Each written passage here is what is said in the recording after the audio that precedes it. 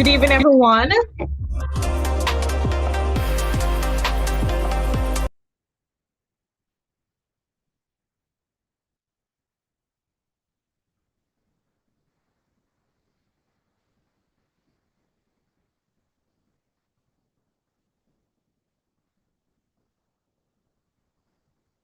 Hi, good evening, everyone.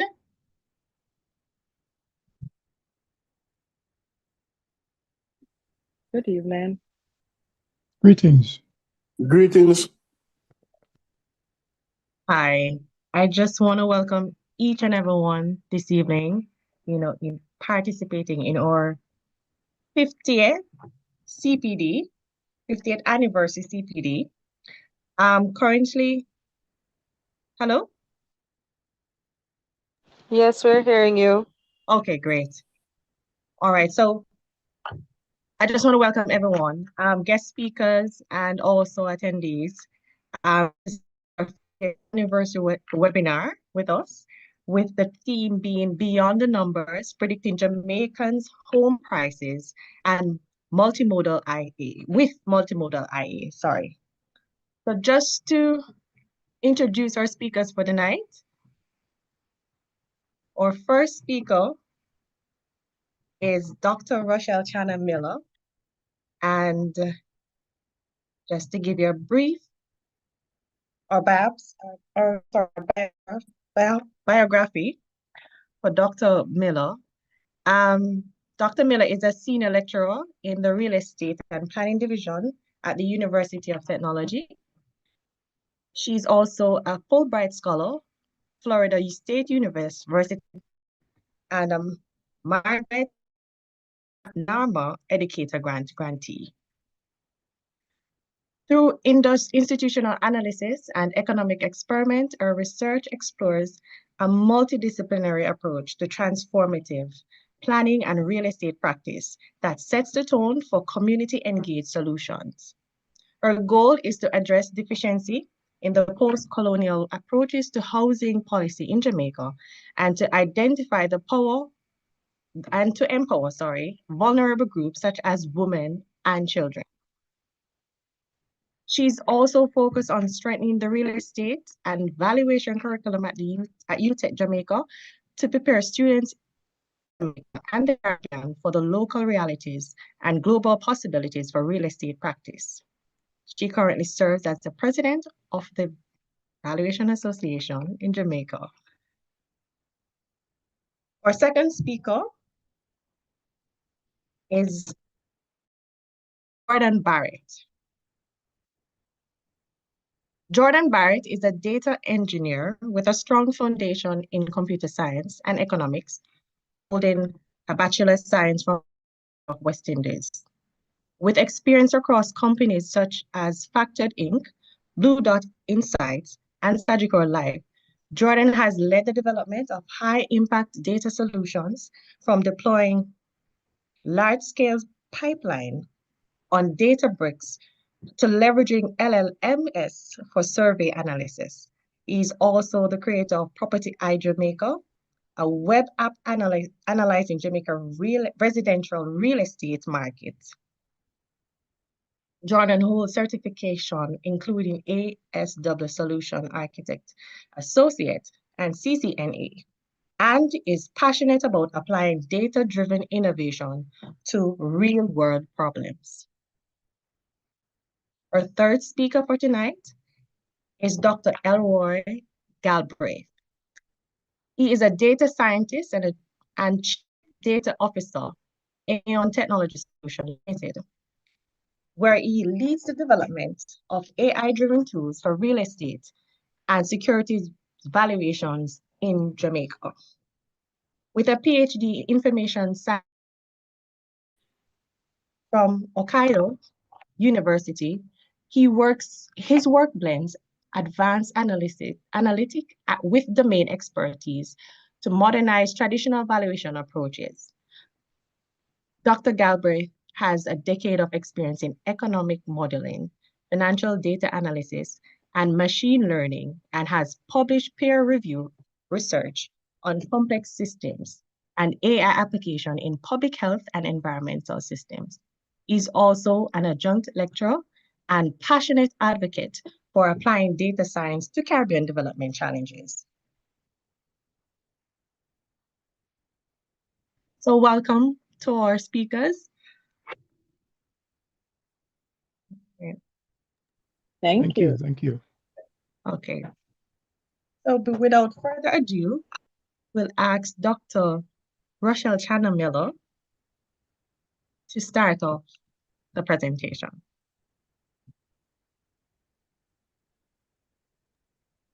Good evening, everyone. It's good to be here in this capacity this evening. This webinar has been a work of love, or a lot of work, and we're happy to be presenting to a diverse group today, just to have our conversation started around AI and what it means in our profession today, and how it is that AI can help us improve what it is that we're doing, or if it is that we are thinking about the negatives of AI, how can we protect our profession in that direction. So today my role is to set the stage for my other colleagues who are presenting this evening by talking about the evolving role of the valuer in today's market, and just looking a little bit on some of the research, some of the concepts and standards related to valuations, and how it is these might interact with what my other presenters will speak about tonight.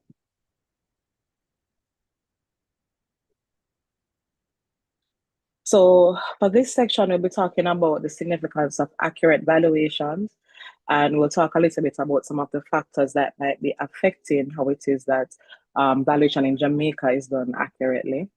And we'll also discuss a little bit about the limitations pertaining to how it is that we did valuations traditionally, how it is that hedonic models have been conceptualized in our local market. And we'll set the tone to discuss a little bit about what are some of the challenges or expectations of the valuer today, and towards an understanding of how AI can assist us in our role. So I'll be looking a little bit about on the current landscape and speak to some of the challenges that have been identified that affect valuation and accuracy. And I'll be drawing from some case studies and some interactive activities to get our thoughts flowing tonight. So in conceptualizing where I would start tonight, I had several ideas, and not be too long, I decided to start here. If we think about the current valuation landscape, we could define it as evolving rapidly, and I've put the quotations there because some may argue that it's not rapid enough, and some may argue that it's going too fast for them. But if we think about the last 15 years of valuation, and 15 years ago, I was still a student at UTech in the BSc ALEVS program, there are several things that have happened to change the face of the market. And I had the opportunity of working as an intern while being a student. So I was able to see, or have been able to see, what that has changed practice from when we didn't have some of these things. And now where we have a proliferation of different tools that can help us to do our work better. So when we think about the launching of the MLS, we think about NLAs, launching of IMAP Jamaica. We think about TAG launching the property tax query in 2013, thereabouts, JAMPROP. And when we think about how it is that NLA has now merged IMAP and ELAN Jamaica into one platform, it has really changed how it is that we practice valuations today. Some of us probably cannot even imagine, and I dare say there are persons here that only know these tools, can't imagine doing valuations before having access to all of these tools. And that has changed not only the way we do our work, it has changed the associated costs of doing our work. So for many of us, we have increased subscription fees. We have to pay for access to MLS data. If we are a realtor, we have to pay for JAMPA. You have to think about how it is that you're storing some of these data. So if you're taking more pictures, if you're able to screenshot your maps and so on, you now have to think about how you'll store all of this information through cloud storage. And that has increased some of the costs for practice. We also have to think about an increased amount of time and thus costs in searching these various databases to ensure that we have covered our bases and we have not missed any information that is out there. It also has changed what our clients expect. So now our clients actually have way more information. So I think many of us have been challenged by a client who has seen something somewhere, knows something somewhere, and they're challenging what it is that we're doing. So that has reduced the information asymmetry in the market. We do have, I know members may have considered or have expressed concerns about other players trying to speak to value. So we do have, because there's more data available, we have other players doing comparative pricing analysis and other similar things that changes basically the information that is available in the market. And this has exposed us to some more risks. So the risk of litigation for many of us, our perception of that, it may have increased because now it is that we have to cover our bases to check that we're using the right sources, we are using the evidence to support the methods and approaches that we have chosen to do the valuation by.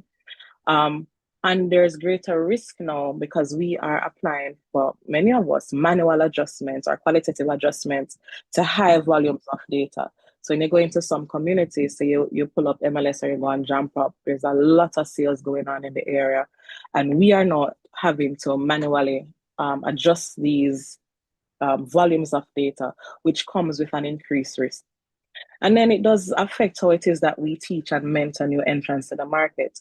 So I know when I started as a student, it was more abstract. We're learning the rules of the game and the concepts, and we would then go out into practice and try to apply these.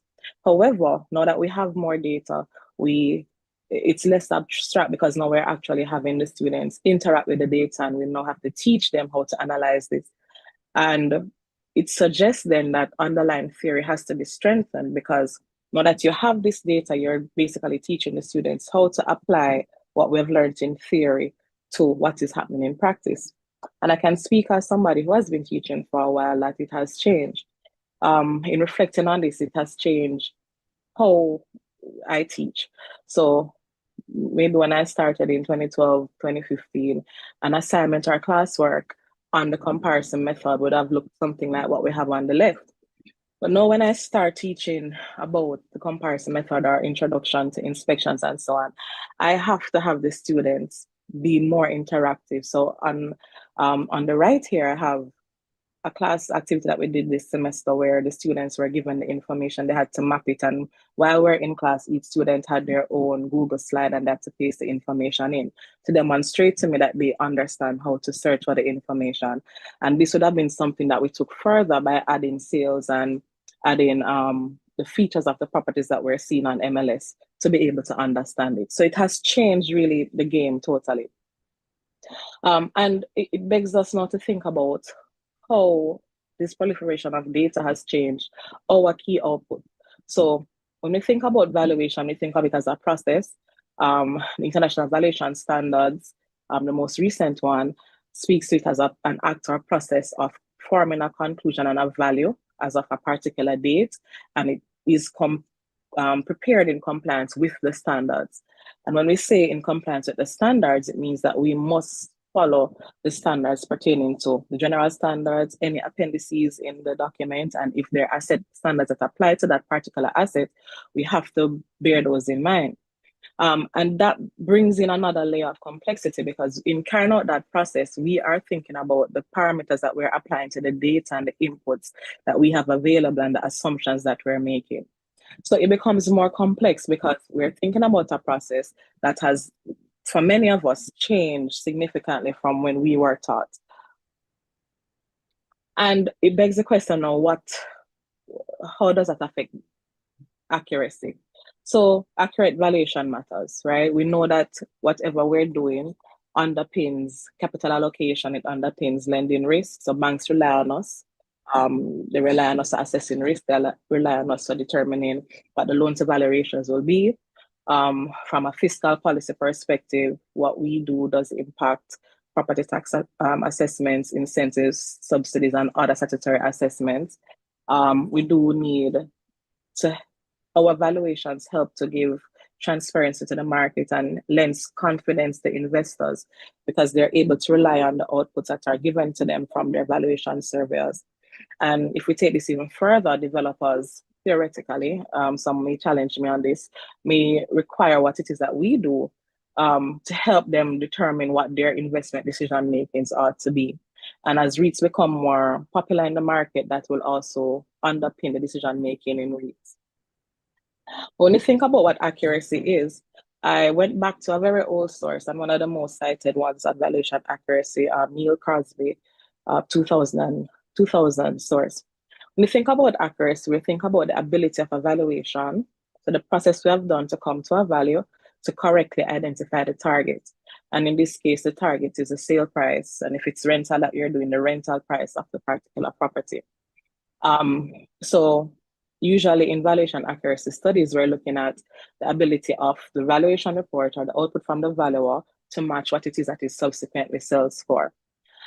Arising from this is the fact that if two or more valuers are going through the same process, using the same basis at the same time, and producing a valuation from that process, you would want them to produce the same output. However, this doesn't always happen. And in that case, valuation variation is what measures the difference between those two outputs in that control condition. And then when we think about the term valuation bias, it's usually used with, in these papers. We think about where valuations are consistently under or overvalued in relation to the particular target. And it's possible. So not valuation bias in this case doesn't necessarily speak to a valuer's bias, but in cases where valuations tend to be over or under the particular target, we measure it in that way. So usually when you're thinking about accuracy, we're thinking then about the difference or these variations between what it is that is produced and what it sells for, or the ability of two valuers to come to that end output. Usually where there are high variations, so high differences, it represents inaccurate valuations, and usually low variations represent more accurate valuations. And that's in a more recent paper by Charlotte and Moya.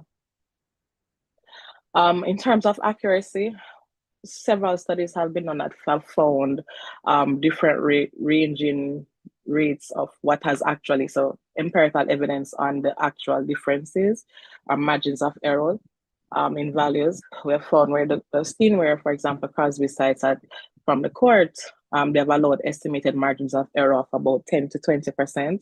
And usually in that context or at that point in time, anything outside of that would have been thought about as negligence or the valuer not doing what they ought to have done.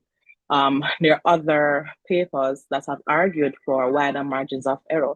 So there are some papers that have argued that margins of error as high as 35% should be allowable because, you know, reflecting what is happening in the market, there are high variations and thus more inaccuracies. Variations are inevitable. So if we go back to what we spoke about earlier about the process of two values going through, even though we're using the same basis, same definitions, we're going to have variations. That is inevitable. And some authors have said that, especially when you get into the commercial market, that ought to be expected. In different markets, they may have higher levels of inaccuracy or higher margins of error. And in some segments of the market, you may have higher inaccuracies. And inaccuracies can go in either direction. So you can actually be valuing above or you can be valuing below. And if I could ask now your opinion on the matter, what would you say is one of the, or what would you primarily attribute valuation inaccuracy to? If you could think about it in the context of what you know in our market, what would you think valuation inaccuracy is primarily attributed to?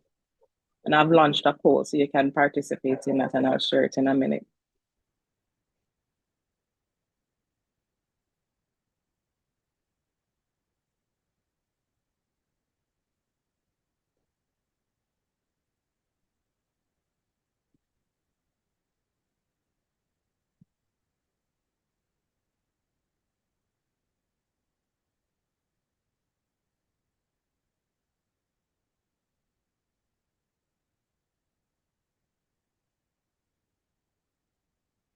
But I have about half of the participants participating. Let me give you 2 more seconds to click on it.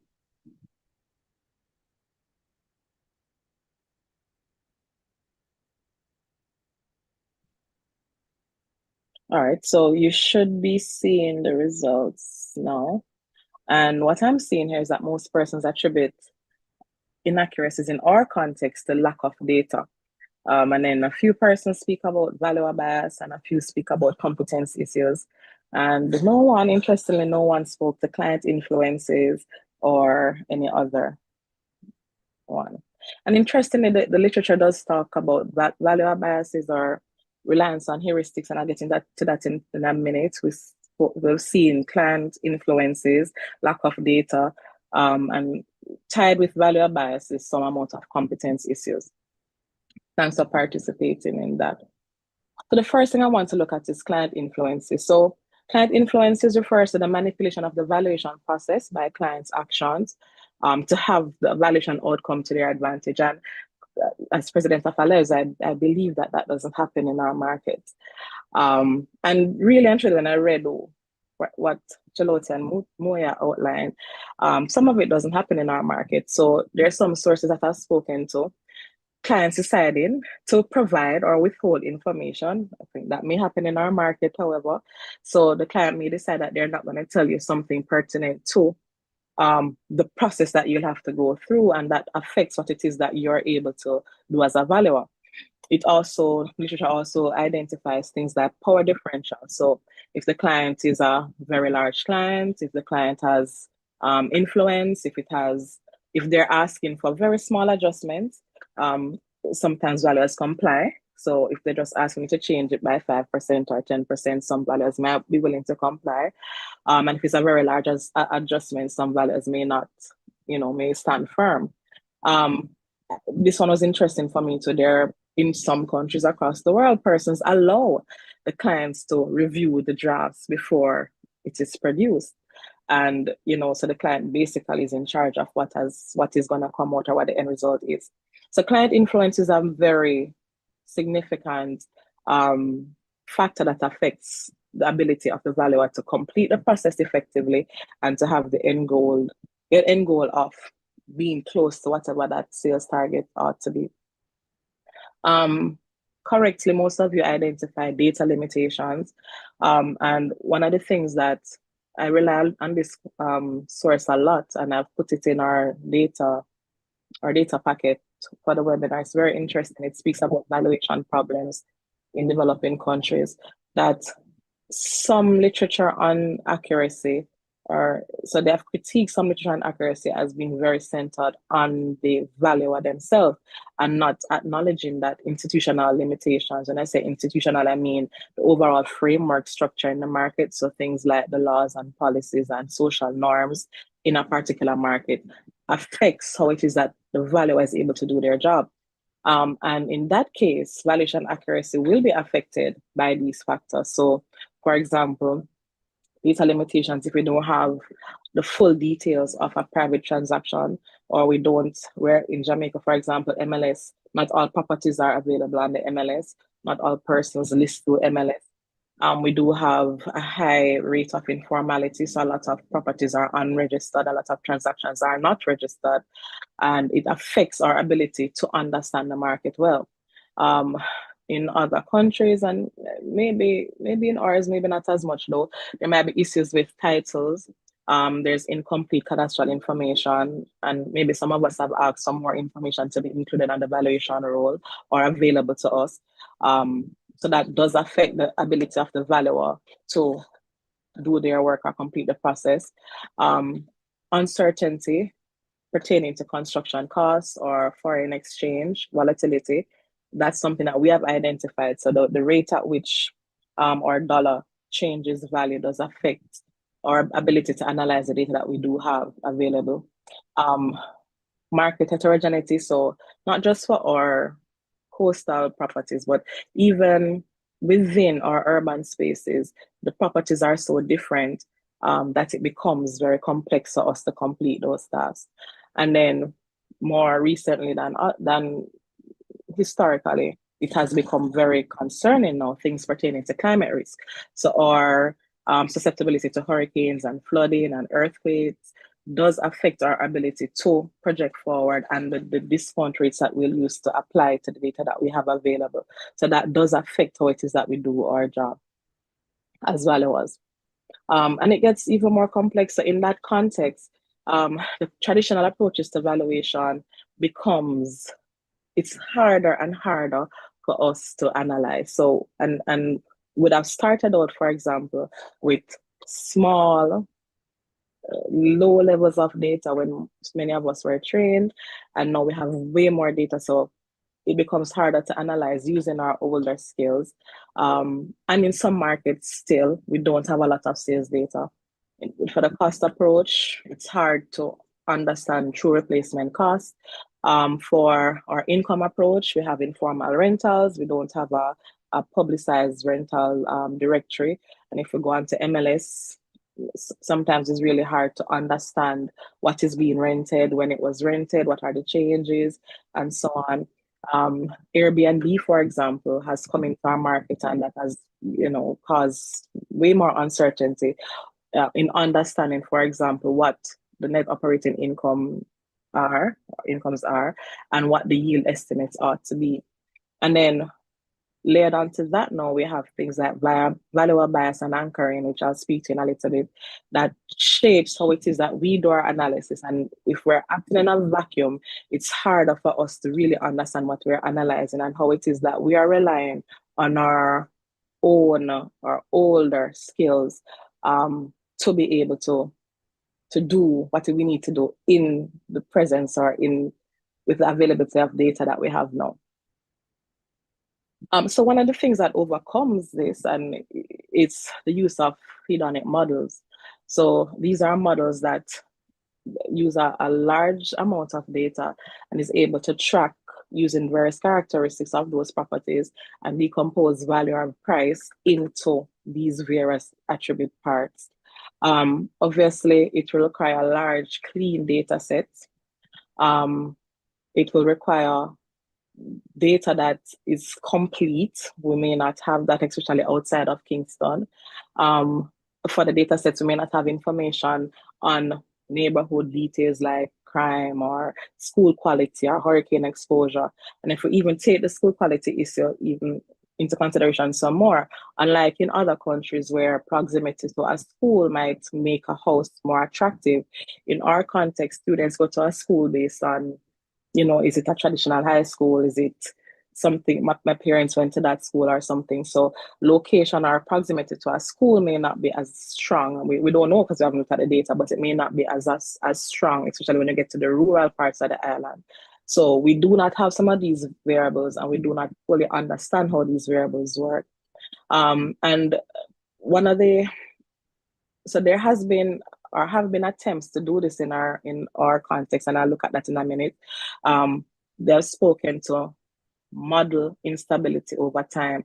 So for example, the data, so you'd have predicted a model on some data, but the parameters shift because things change in the market post, say, a hurricane event or other events, it becomes more complex. And I spoke about heterogeneity a little bit earlier. Obviously, there's some approaches to hedonic models that could overcome that. So if you use a repeat sales approach, it could help theoretically. But in our markets, a lot of these repeat sales now have developments on them because we start out maybe with a small unit and would have spent money to make it better, bigger, something has changed. So it's not easy to hold those constant. And this is setting now the tone for the potential of AI, because AI can be trained on pictures that have changed over time. And I think when I get to the other speakers, they'll be able to touch that some more. So the second case study I want to speak about is one of the models that was done by Sheila Giddens. This is available on Amazon. And I think this is a publication of Miss Giddens' PhD thesis that she did at UWIC. On house price index for Kingston, Jamaica. And her findings, she found that annual appreciation, and this is on data from 1997 to 2015, she found an annual appreciation of 8.4%, but her error is very high, and it becomes more complex to understand or use that data. So that's one of the challenges. She's only focusing on Kingston 6. So there are other areas, even in the urban space, that have not been touched by this data set. And I want to talk about Langley in 2008. So the Bank of Jamaica has two attempts or two approaches to doing a hedonic index. They use primarily NHD data, relying on the characteristics from there. And it's very interesting reading. So I think we have that in our folder. We'll be putting that in our folder for you to look at it. But there's some challenges again to the data. There's overrepresentativeness in the urban space. So rural parishes are underrepresented in the data set. And there's some other little challenges because I think the valuers will argue with me that NHD data does not reflect the true market. And that's probably one of the limitations of that approach. And here I want to ask another question. So do you think, if you were as a valuer, and if you're not a valuer, I know I have some land surveyors and other members of the public here tonight, compared to a single story home, do you think that adding a third floor as opposed to just a second significantly increases the property's market value? And we want to think of it in the context of the data that they use. So they use data from 2003 to 2007. So I've launched that poll. Do you think that compared to a single story home, adding a third floor as opposed to a second significantly increases the property's market value?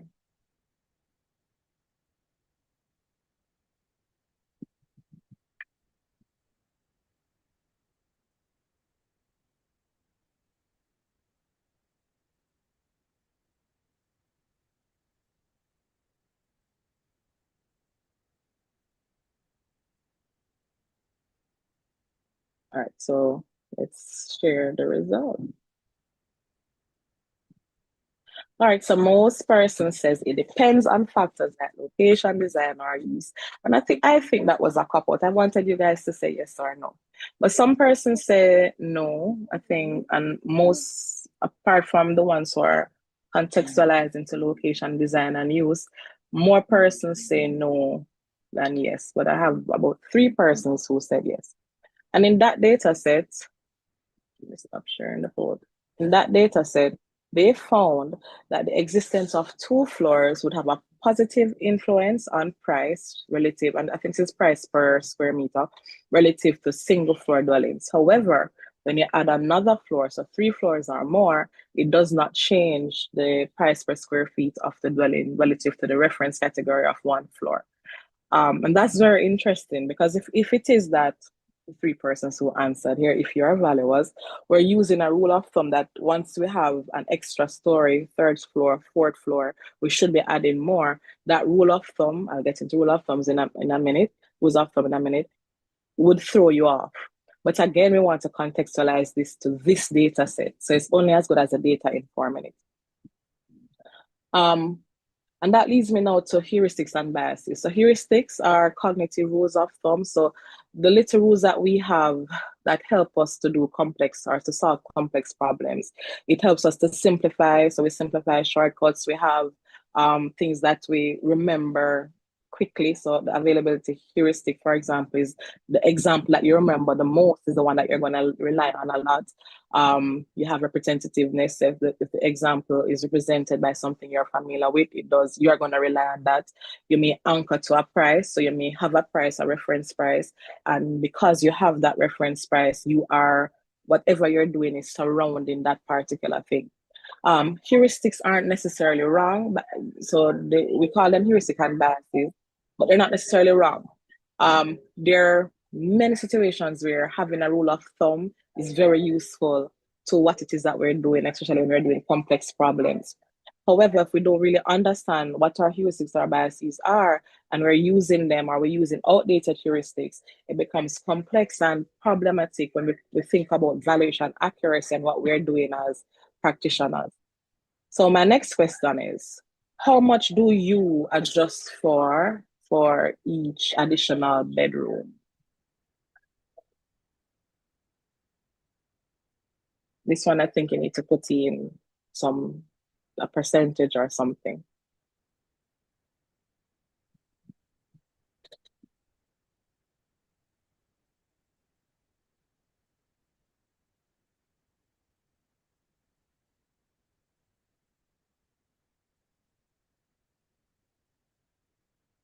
Do you add 100% per bedroom, 10%, 5%? Where does that come from, right? Do you think that having a 5-bedroom house adds more to value than having a 3-bedroom or a 2nd bedroom or a 3rd bedroom? What it is that you're adjusting or adding to value when you're adjusting for bedrooms? I only have 7 participants. Let me give you 2 more seconds to respond.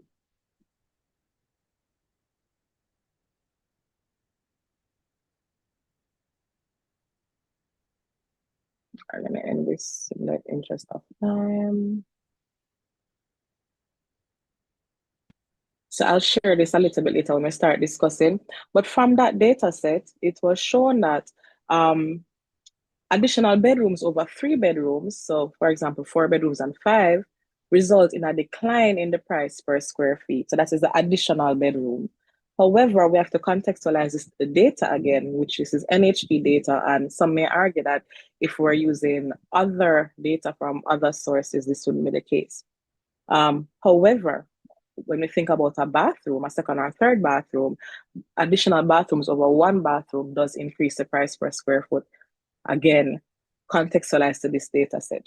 But it does tell us that we have to think about some of our heuristics and our biases. So let me ask another question. What yields are we using in Phoenix Park, St. Catherine now? I have a poll for that again. What are the yields that you're using in Phoenix Park or in St. Catherine?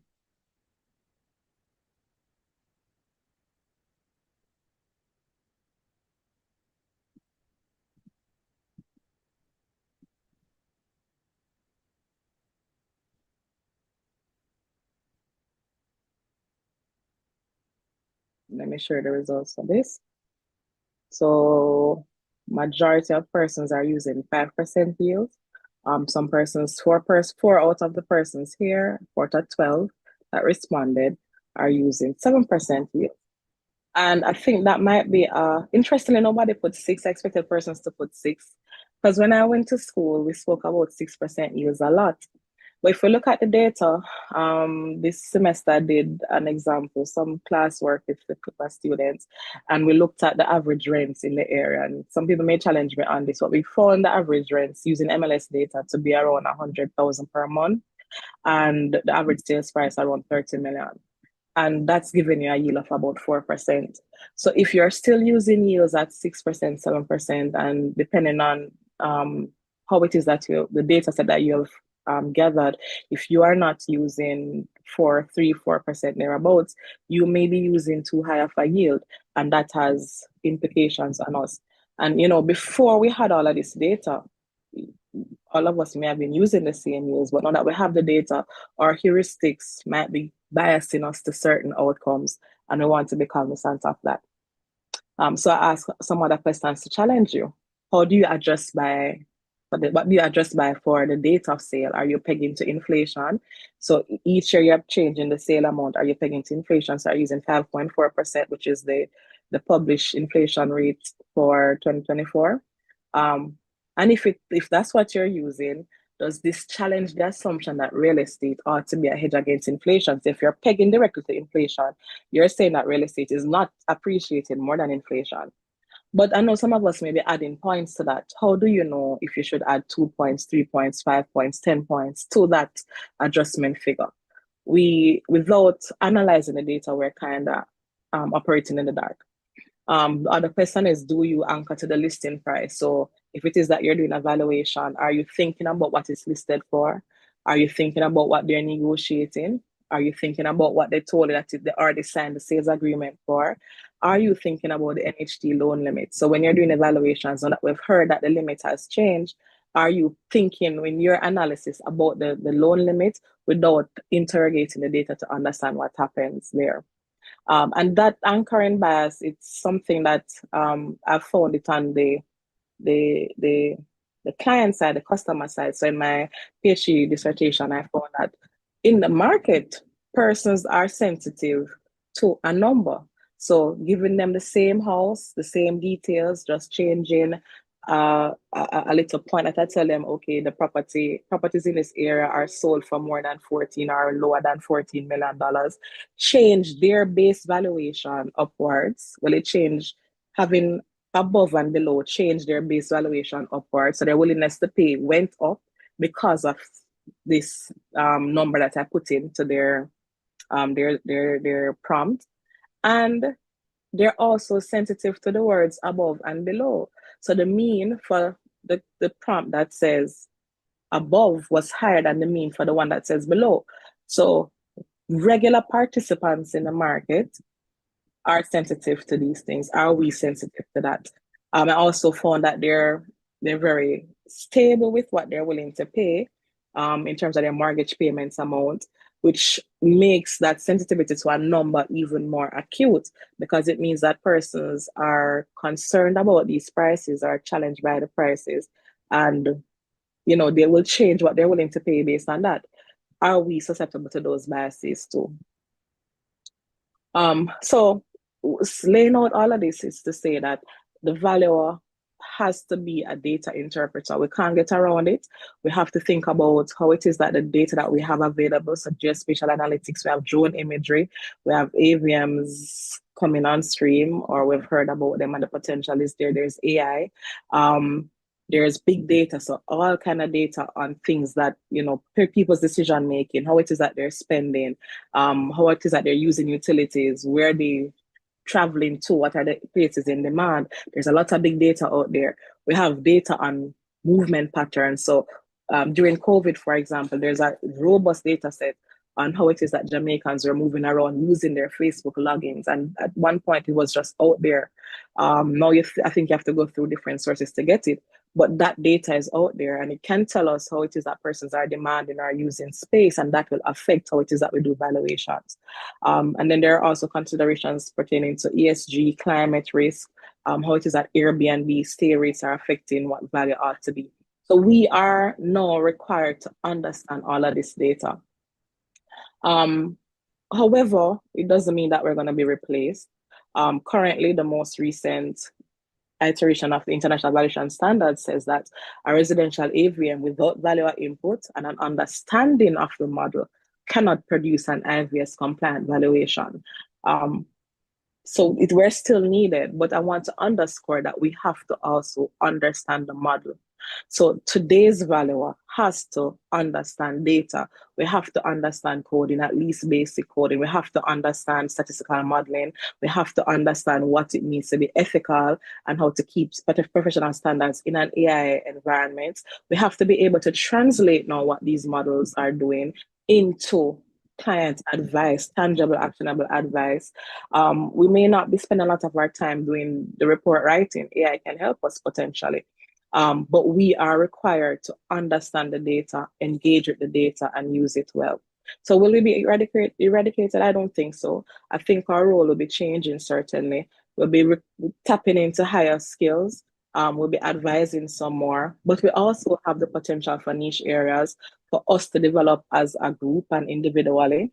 And we have to understand that these models are only as good as the humans informing them. So we are the data informing them too, and we have to be prepared to do that. So I will stop here and hand over to our second speaker, Jordan, who will take us through his approach or what he has done so far with multimodal AI in the Jamaican market. Thanks so much, Rochelle. Let me just share my screen real quick. Sorry. Entire screen. Okay. I think you guys should be able to see it. Yeah. So my presentation is on applying multimodal models in home price prediction. But before I kind of get into that, I kind of want to play like a little game I made on this web application I maintain. So we're going to play property price guessing. So just like some basic characteristics like the location, the property type, that kind of thing. I want us to put in some estimates for how much the value would be. I'd also like one participant, I don't know, somebody who's like extroverted, if you're willing, like to just open your mic. After we've done all the polling and you give your actual like definite guess. Rochelle, I don't know if you can pull up the first poll. Yes, I'll do that. Okay. Cool. So I'm making it pretty easy. So we get ranges. So this is a property. It's a house in Royal Flats. It's a 2-bed, 1 bath, 1.1K square foot on a 10.1K square foot lot. And this is where it is. If you guys aren't aware, it's right out of Mandeville. So if we can just like get some participation, lock in like a guess. I mean, there's no stakes. So I'd like to just kind of see where you guys are at. Okay. So far we have, okay. Oh. So I'm going to make it really fair as well. I'm going to go with the majority estimate. I'll just wait until about half have participated and then we go run from there. Around 2 more votes are needed.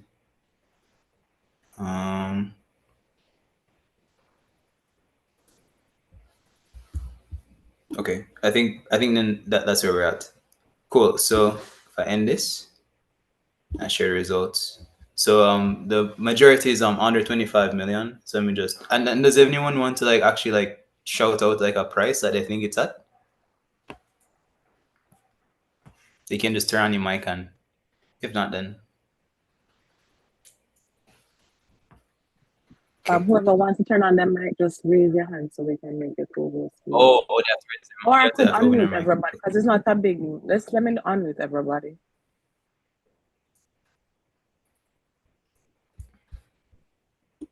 So I don't. you're all free to unmute if you're interested in speaking.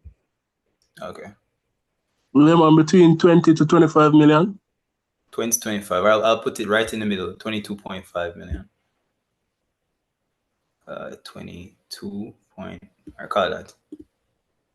That's pretty close. It was 18.5. And these are all to give you guys some background, this is all like taken from like listings. So don't know if it's off, then these are listings. So but that was a pretty good guess.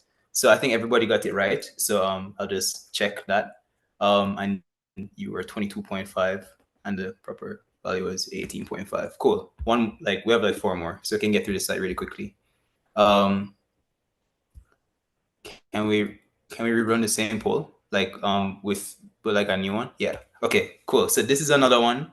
It's in Bogue, right out Bay, 6-bed, 5-bath, 2.8K square foot on a 3.5K square foot lot.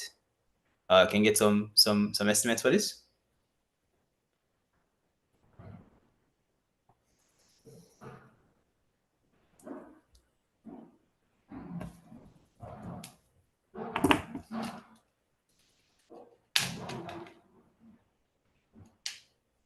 Okay. Going to end the poll, and yeah, okay, we have a clear majority. Okay, share the result. So everybody is at about 35 to 60 million. Can the same brave gentleman open his mic again and give us his guess? I would have put it at about 50 million flat. 50 flat. Ooh, okay. Can I enter the price here? Yes, I can. No, I can't. Okay. Right on the money. Okay, pretty close. Wow, it's 50 million flat. Wow, that's maybe you listed it. I don't know. Okay, cool. 50, and you guessed 50.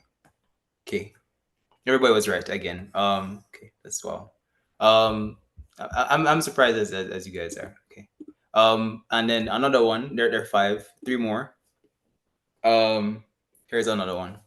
Can go. I won't take long on this. Give like 15 seconds. Can put in your votes. So far we have 2 out of 2, 100% accuracy. And the guy who opened his mic, he's right on the money. Apartment in Seymour Lands, right out of New Kingston, 4-bed, 5-bath. 5 more seconds to vote.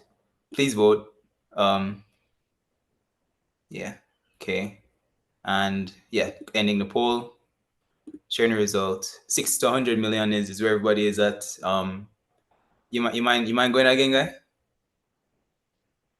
Not at all, man. I was thinking that it really could go for about 120, but let us say 95 million. 95. Okay.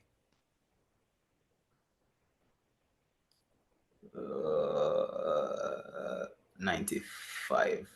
All right, that's close enough. Ooh, 67. 67. So this was so the group got it right, but I mean jump shot. So this was 95, 67. All right.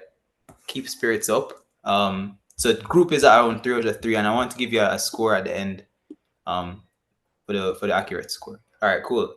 So can we do the other one? Stop sharing. And number 4.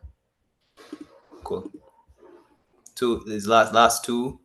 We have Williamsfield, right out of Mandeville again, 8-bed, 5-bath. Can you guys go?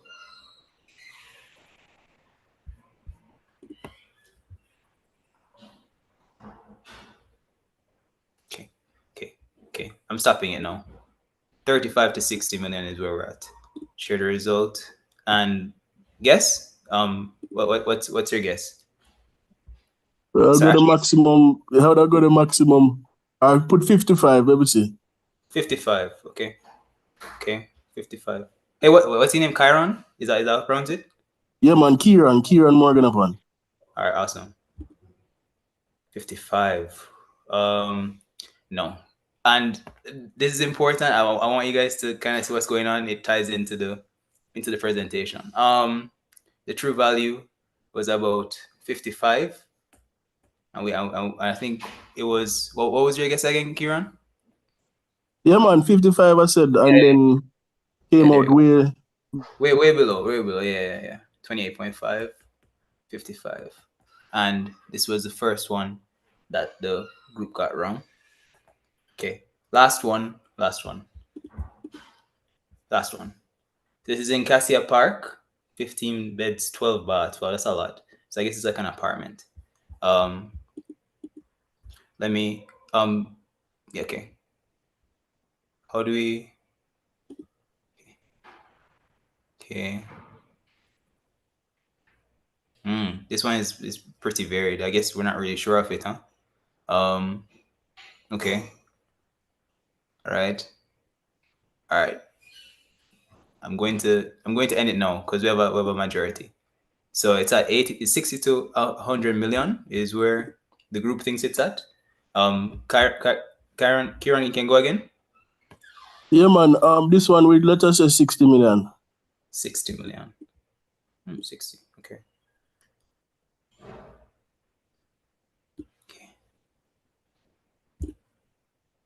Oh, you don't get the actual price, but it was pretty close. I'm sorry. 77%. So probably it was above or below. I'll note that.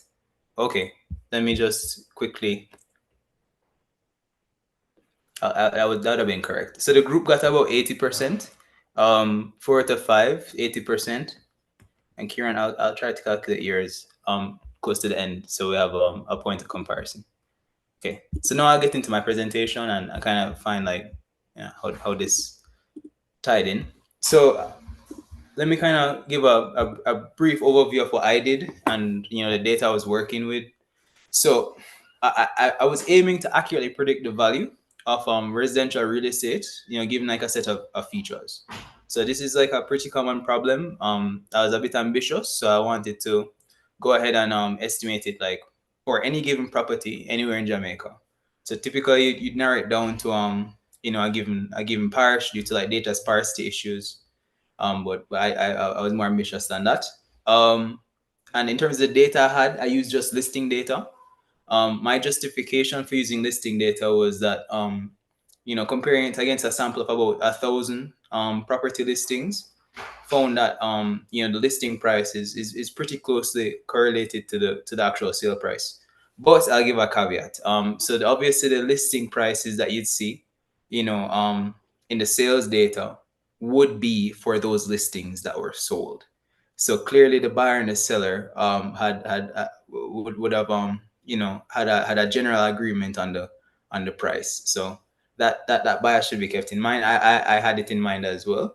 But I want to focus on the methodology. I think that's much more important than the overall result. All the results are not bad. Cool. So the data. In terms of the data set, I had 9,015 residential property listings starting from, I think, 2020. In terms of the data I had on them, for categorical data, I use like, location variables like the parish, the community, what type of property it was.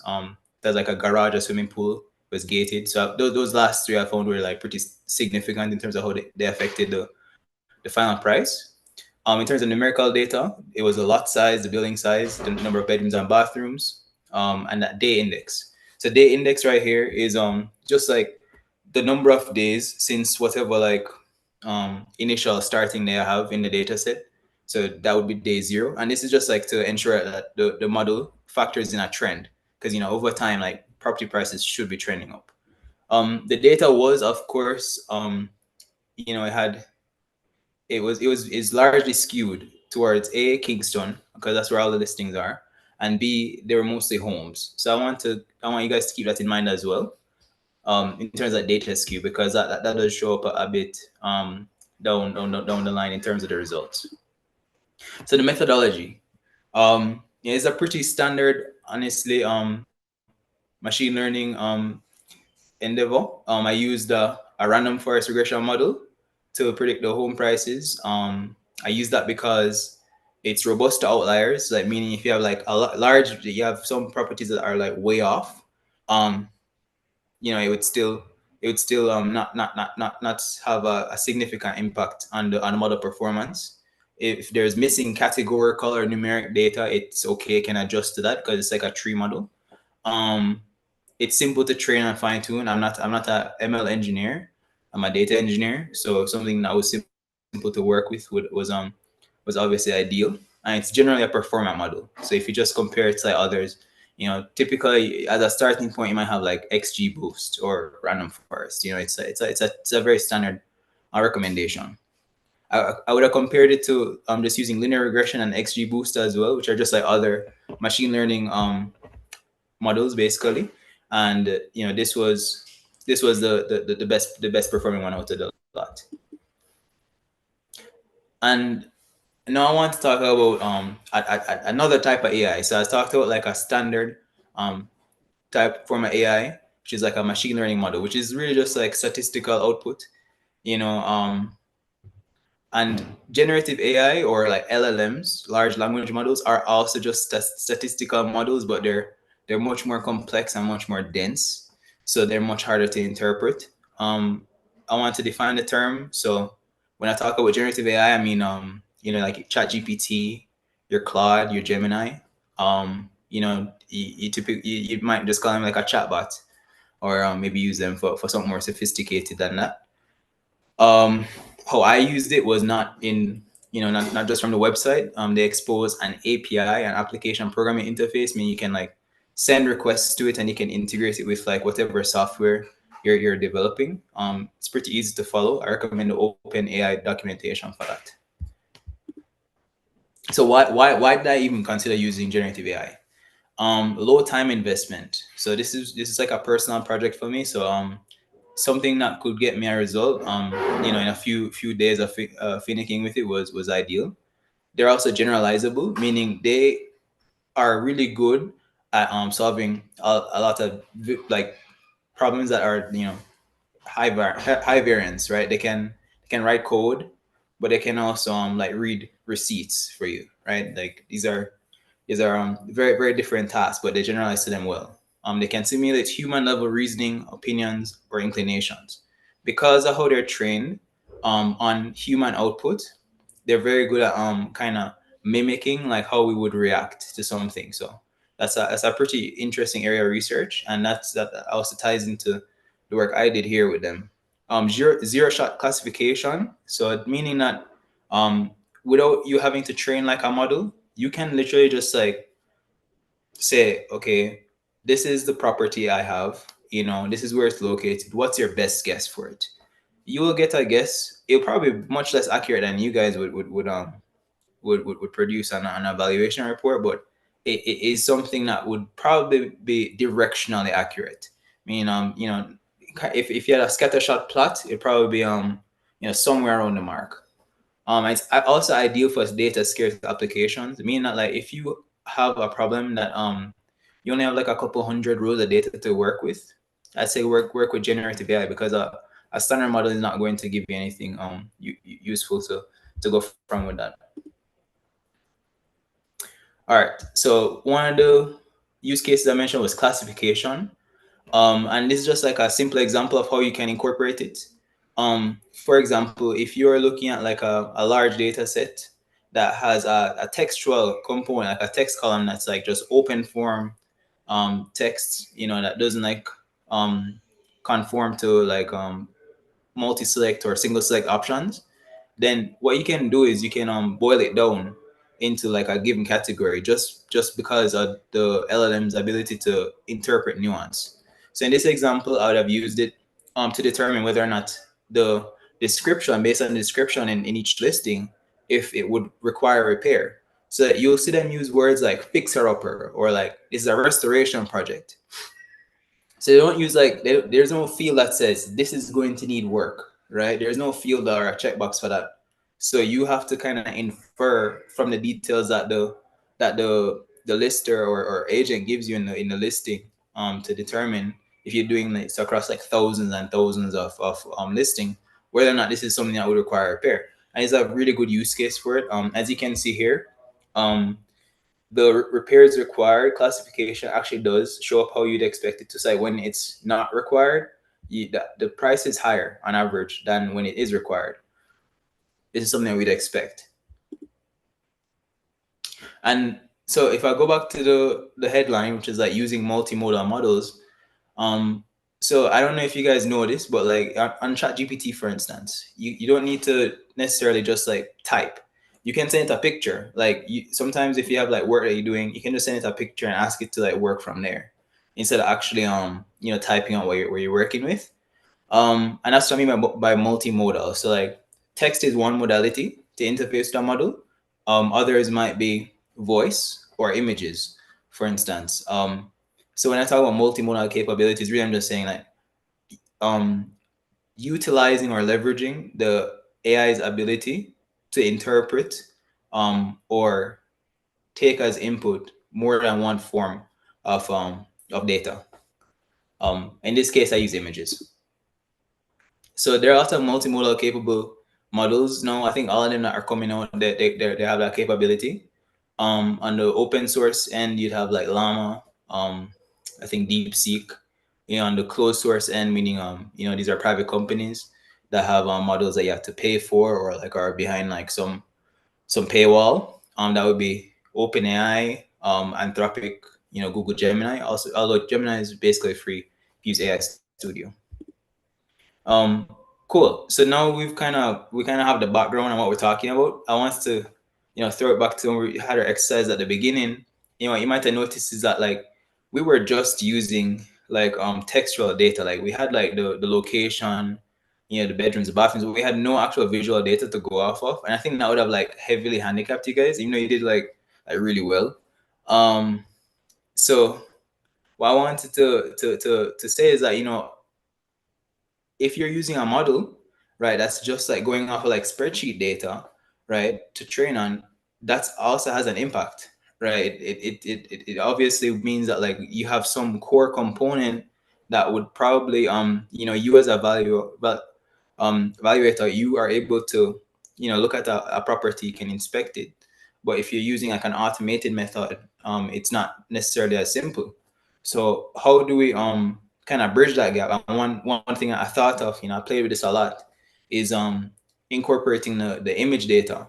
So I wanted something that was generalizable, because the listing data that I did have, typically if you're going to train a model to do something like this, you'd want it to be like, we have this picture of kitchens and bedrooms and bathrooms like from this set angle, and then you can train a model to like interpret like, okay, this kind of variation in the image or the composition would tie into upwards or downwards shifts in price. We can't do that because of the sparsity of data and the variation in it.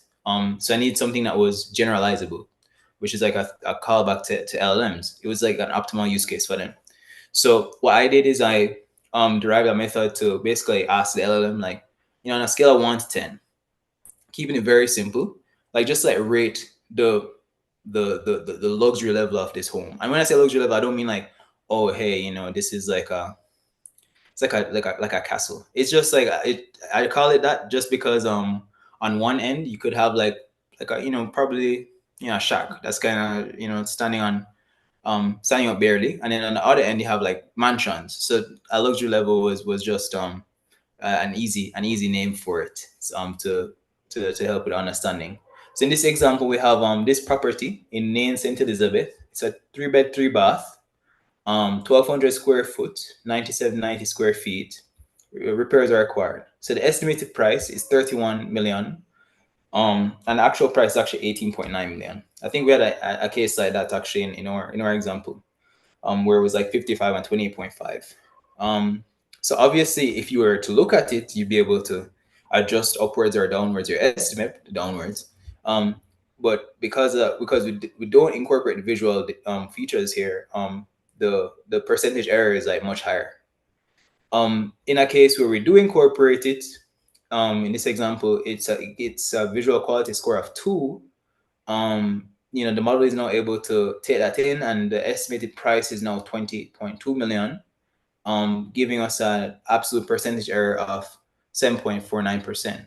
So after incorporating the visual factor, we're able to get a much more precise model for cases like this. So obviously, like some cases, like in the case of Kieran's performance earlier, where like it's 50 million, and just from looking at it, we have to say 50 million. Obviously, you don't always need to be able to look at the property to have a very good sense on the value, but there are certain edge cases where you can find performance deteriorating if you don't factor this in. So this is really good for that.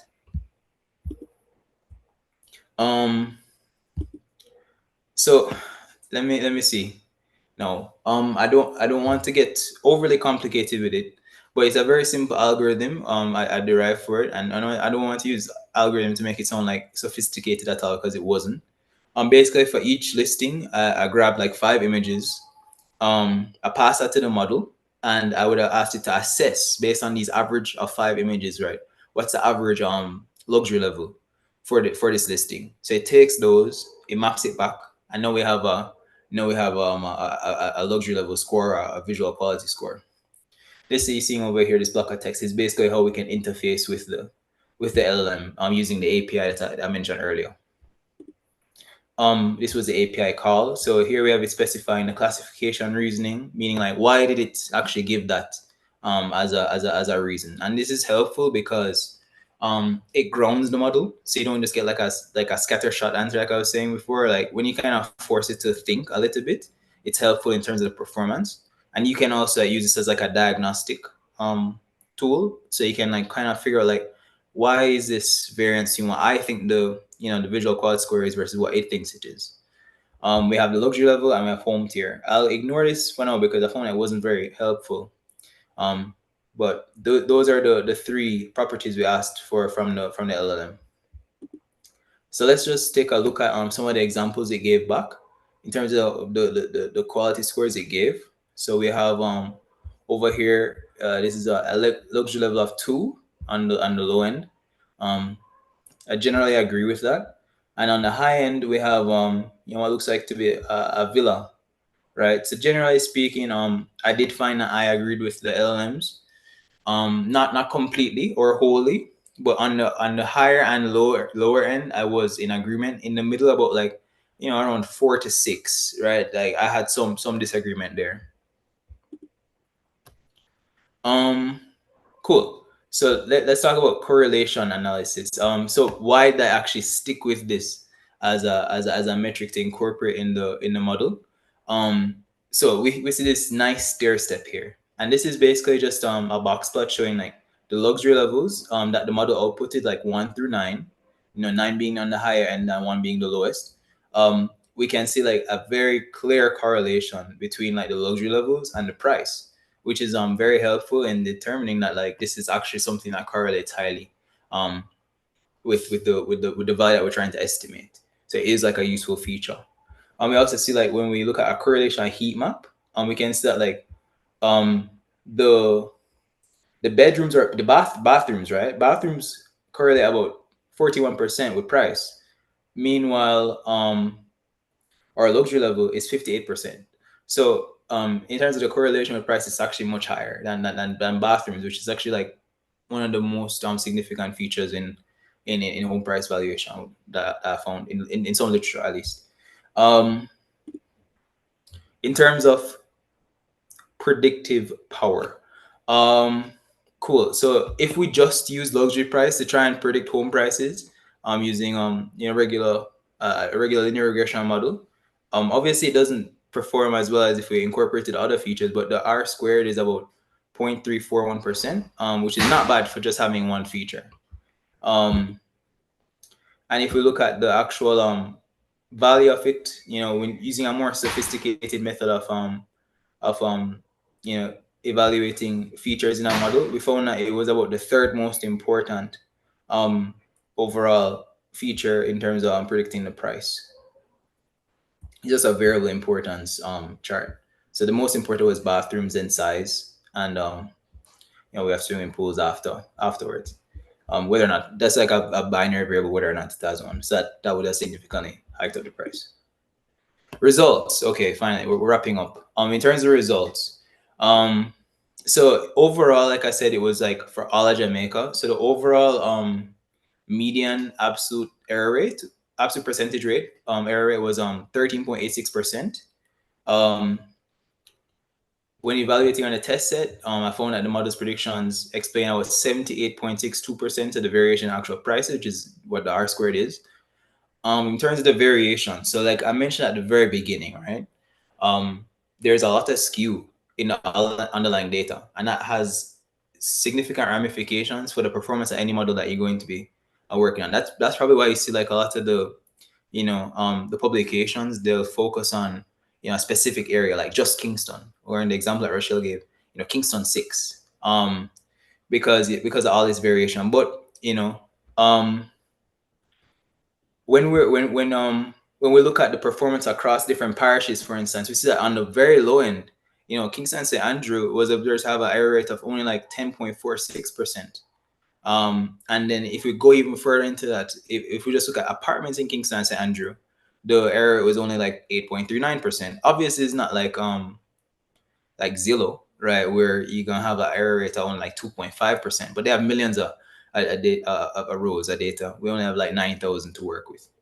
So those are the results as they are right now. I haven't updated this model for about 6 or 7 months, so we have some more data to come in and play with it and see if it gets improved, but that's where it is. Let me see. So potential areas of improvement, fine tuning. So like right now, I'm just using the visual quality score that the model spits out. If I was able to, for instance, map that back to what I think the visual quality score is, and train the model to think more like me or like evaluator, for instance, I think that would be able to produce much more accurate results. In terms of evals, evaluations, like more automated testing to see and check like how the models are spitting out data and how that varies from like what I think is more accurate. And then lastly, historical transaction data. So if I were able to ground the listings with historical transactions like in a given area, I do believe I'd be able to get like higher accuracy. So that just be a nice to have, I guess. But I worked with what I had. References. So I would have used, the hedonic residential real estate index for Jamaica by the BOJ that I think Rochelle mentioned, and some other helpful resources for working with models, statistical analysis, and the OpenAI cookbook for working with the API. Because the model I ended up using for the visual quality score, deriving that was GPT-4o mini at the time. Right now, I'd probably recommend GPT 4.1 mini as a more accurate model. Yeah, so that would be the final presentation. There is a guided notebook. I'd have to see how best to share that. I'll see if I can get it in the folder, like Rochelle mentioned. If you actually want to like walk through an example on your own, how the code might look. I'll skip this because I think there's a Q&A section at the end. But that's it from my end. I think I'll pass it over to Elroy now for his presentation.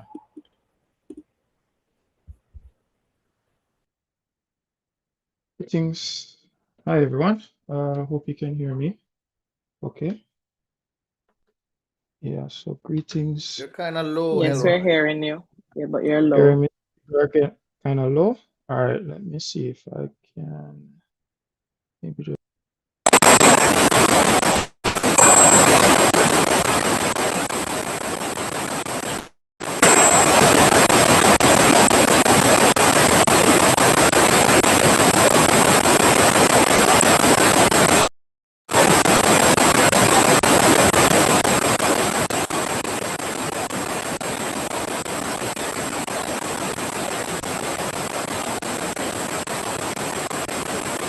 Right, you said it before.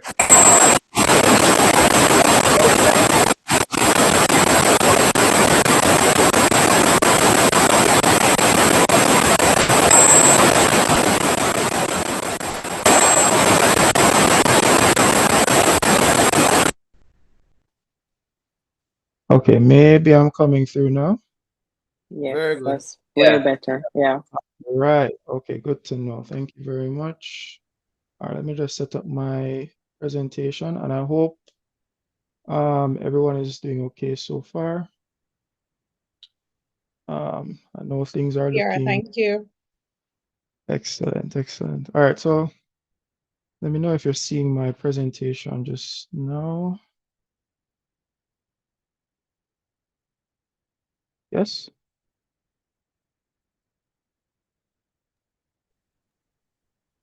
Coming up, but slowly. It's coming up slowly. Okay. Yeah. Maybe I can do like this instead. Is this a bit better? Yes. Yes.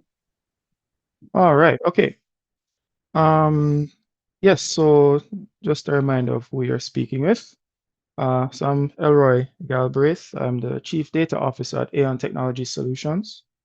We are a kind of boutique AI engineering company based in Jamaica. And what we do is we build a lot of these tools that you will be hearing more and more about in this space. We do data engineering, we do software development, but all of it is geared towards building tools that enhance the work of different industries and different employees in these industries, different professionals in these areas in Jamaica. And what I want to speak with you today about is more on the kind of business side or professional side of how we integrate and revolutionize property valuation with artificial intelligence. And what we're looking for are solutions that keep the human in the loop. We're not looking to replace, we're looking to reinforce, we're not looking to eradicate, we're looking to enhance the work that our professionals do. So I just want to start by talking about the fear that we may have, right? Of course, there's going to be the fear of replacement. I think I'm already seeing in the chat, people are worried about AI replacing us, right? So there's this concern that artificial intelligence will replace professional valuers, eliminating jobs, eliminating years of experience, devaluing that experience and expertise that you would have gained and spent a lot of money and time earning. And on the other end, I think there is still going to be some skepticism about the technology itself. I also saw in the chat a lot of people bringing up questions about the validity of Jordan's training method, for example.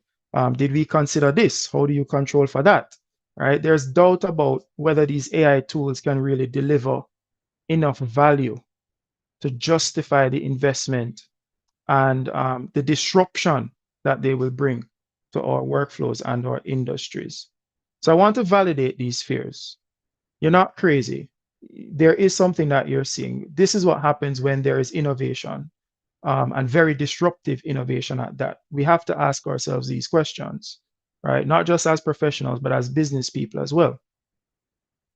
But I do want to remind you that the human touch is irreplaceable, right? You as professional valuers bring your local knowledge. So you understand Jamaican neighborhoods, market trends, even regional factors a lot better than anybody at OpenAI or Anthropic will at this point, right? You have, because of your experience, judgment that is much more nuanced than any AI can support at this point, right? You have the ability to weigh much more complex factors than any artificial intelligence algorithm can do right now. And you can make very context sensitive decisions, right? You have the trust, right? As a human, you bring a lot more credibility to the process than the technology can. You have the relationships with the industry, you have the relationships with the clients that will make any endeavor successful. And because of this intuition, this judgment, this local knowledge that you have, you can spot any unusual circumstances or potential issues that may require further investigation, that because of how these systems are designed, like the AI may just gloss over them in the first go round, right? So don't think you're going to be replaced. You will be needed, both in the development of these technologies and in the execution of them. But that being said, we have to be honest and acknowledge and admit that the technology is getting very good, very fast, right? The technology that we have today can do pattern recognition on a scale that is just incomparable with the human mind, right? These technologies can identify market trends across petabytes of data at lightning speeds, almost at the speed of thought. We talk about processing vast amount of property data, both current and historical data as well, from a wide variety of sources. And as Jordan mentioned, in a wide variety of modalities, right? We're talking not just listing data in text form, we're talking images. Maybe one day people are going to want to incorporate sound data. How do my communities sound, and how will that affect, the price of my property? And of course, there's comparable analysis, right? So if these tools have access to this wide amount of data, then they can execute comparisons that we may miss because we just don't have the time to spend to go through all of it to find properties that are similar. But again, there are things the AI can't do. It can't walk through the property. It can't get that touch and feel of somebody living in that space. It's not going to be able to interact with clients in a humane and human way, right? To understand urgency, to understand truly lived experiences, and the contextual judgments as well, right? Maybe you are seeing things that a model just cannot see, model just cannot understand. Shifts in the market, and other professional considerations that have to deal with regulations, maybe, and other similar considerations. We have to admit that there are things the AI can do, the things that AI will be able to do in the very near future, but things that the AI just cannot do and will still require human interaction. And so for us, especially at Aon, we see these as tools. They are not the end. They are not the end in themselves. They are here for collaboration. The AI will help us to focus on what matters. We like to think of them as like junior assistants, somebody who just joined the company, just out of university. They have a lot of theory, but they have not actually applied it yet. Your role is to use them to get the grunt work out of the way so that you can focus on what truly matters. These tools can help you automate data gathering and like your initial analysis and prep work so that time is just reduced drastically. We're talking about better comparables, being able to identify, again, properties and patterns that you may miss, improving your accuracy and your defensibility to clients. And we're also talking about report generation. I hate writing reports. I don't know about you.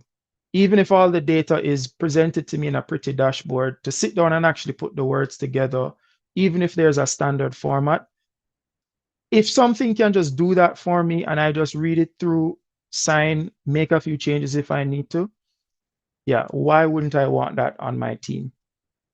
All right. So with all this innovation, with all this capacity coming, we also want to consider what's going to happen if we don't innovate. There are going to be all these online tools that will shape public opinion, right? websites, with listings, with their own valuation models that try to say, okay, we are accurate, you can trust us. A client is going to look at these, they're going to come to you hoping for, a legal document, but they're going to be this relentless back and forth about the actual price of what you present to them. We're going to find other people coming in to fill the gaps. There are going to be maybe other players in the market that want this work done at scale, maybe that want to just take the work away from you, take the market share away from you, right? It's going to happen. Interestingly, Jordan and my company, we started to talk because we realized that surreptitiously we were doing the same thing at the same time in almost the same way. So it's like, it's just out there. It's happening. It's going to happen. And it may take some time, but you will find that if you are not a part of this revolution, you may get sidelined. You may get pushed to the margins to some degree. Again, you will always be relevant, you'll always be needed, but maybe people will start to need you in different ways that you may not actually like for your business and for your professional career. We're talking about professional relevance here, right? If people continue to think that, oh, we can just trust these tools, and if we more and more just leave it up to these new tech companies to come in and take the market share, then the question is going to keep coming up. Do I send my child to school to do the same thing that I did? Right? How do I advise them about their career going forward? Are these, professions going to be very relevant in the months and years to come? So don't be too scared. You're needed, you're relevant, especially now. The technology isn't perfect, so you still have some time to ensure that you're securing your future and securing your part in the development of these tools, right?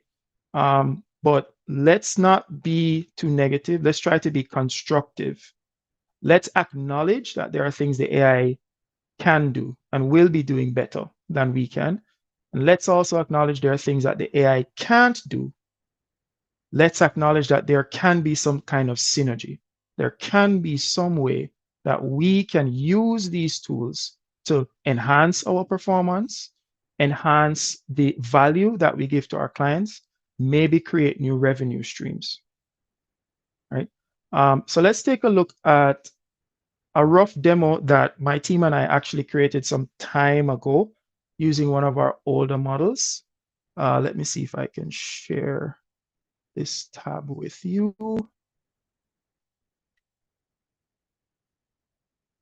Okay, so what you're looking at now, hope you're seeing my screen. Should be seeing iValue Lite. Yeah. Yes. So this is a basic web app, kind of a prototype that we had developed some time ago that was actually being designed for a client in Jamaica that was interested in how these tools can be used as a part of their business. First of all, we have like a dashboard here. Now, this is kind of a proof of concept, just an idea about what you'd be able to view. Think of it like a mission control board where you can see what are all the projects that you have currently, who is responsible, what's in progress, when is the due date, like what's the expected return on some of these properties that we are currently valuing, what's the pipeline. Just having all of this as a manager, as the lead of your company, being able to see all this at a glance should be of extreme value to you as you maintain your KPIs and just manage the business on the whole. But let's talk about the valuation part in particular.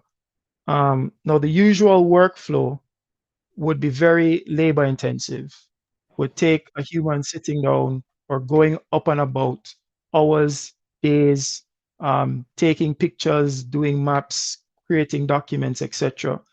Can we reduce that to just a few clicks?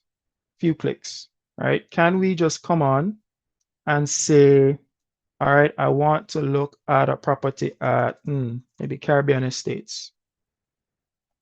All right, so I have my nice little map here. Maybe I zoom in a little bit and I choose one of the properties. I don't know. Maybe I have some images of the property, right?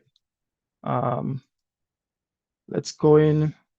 Let's maybe upload some images.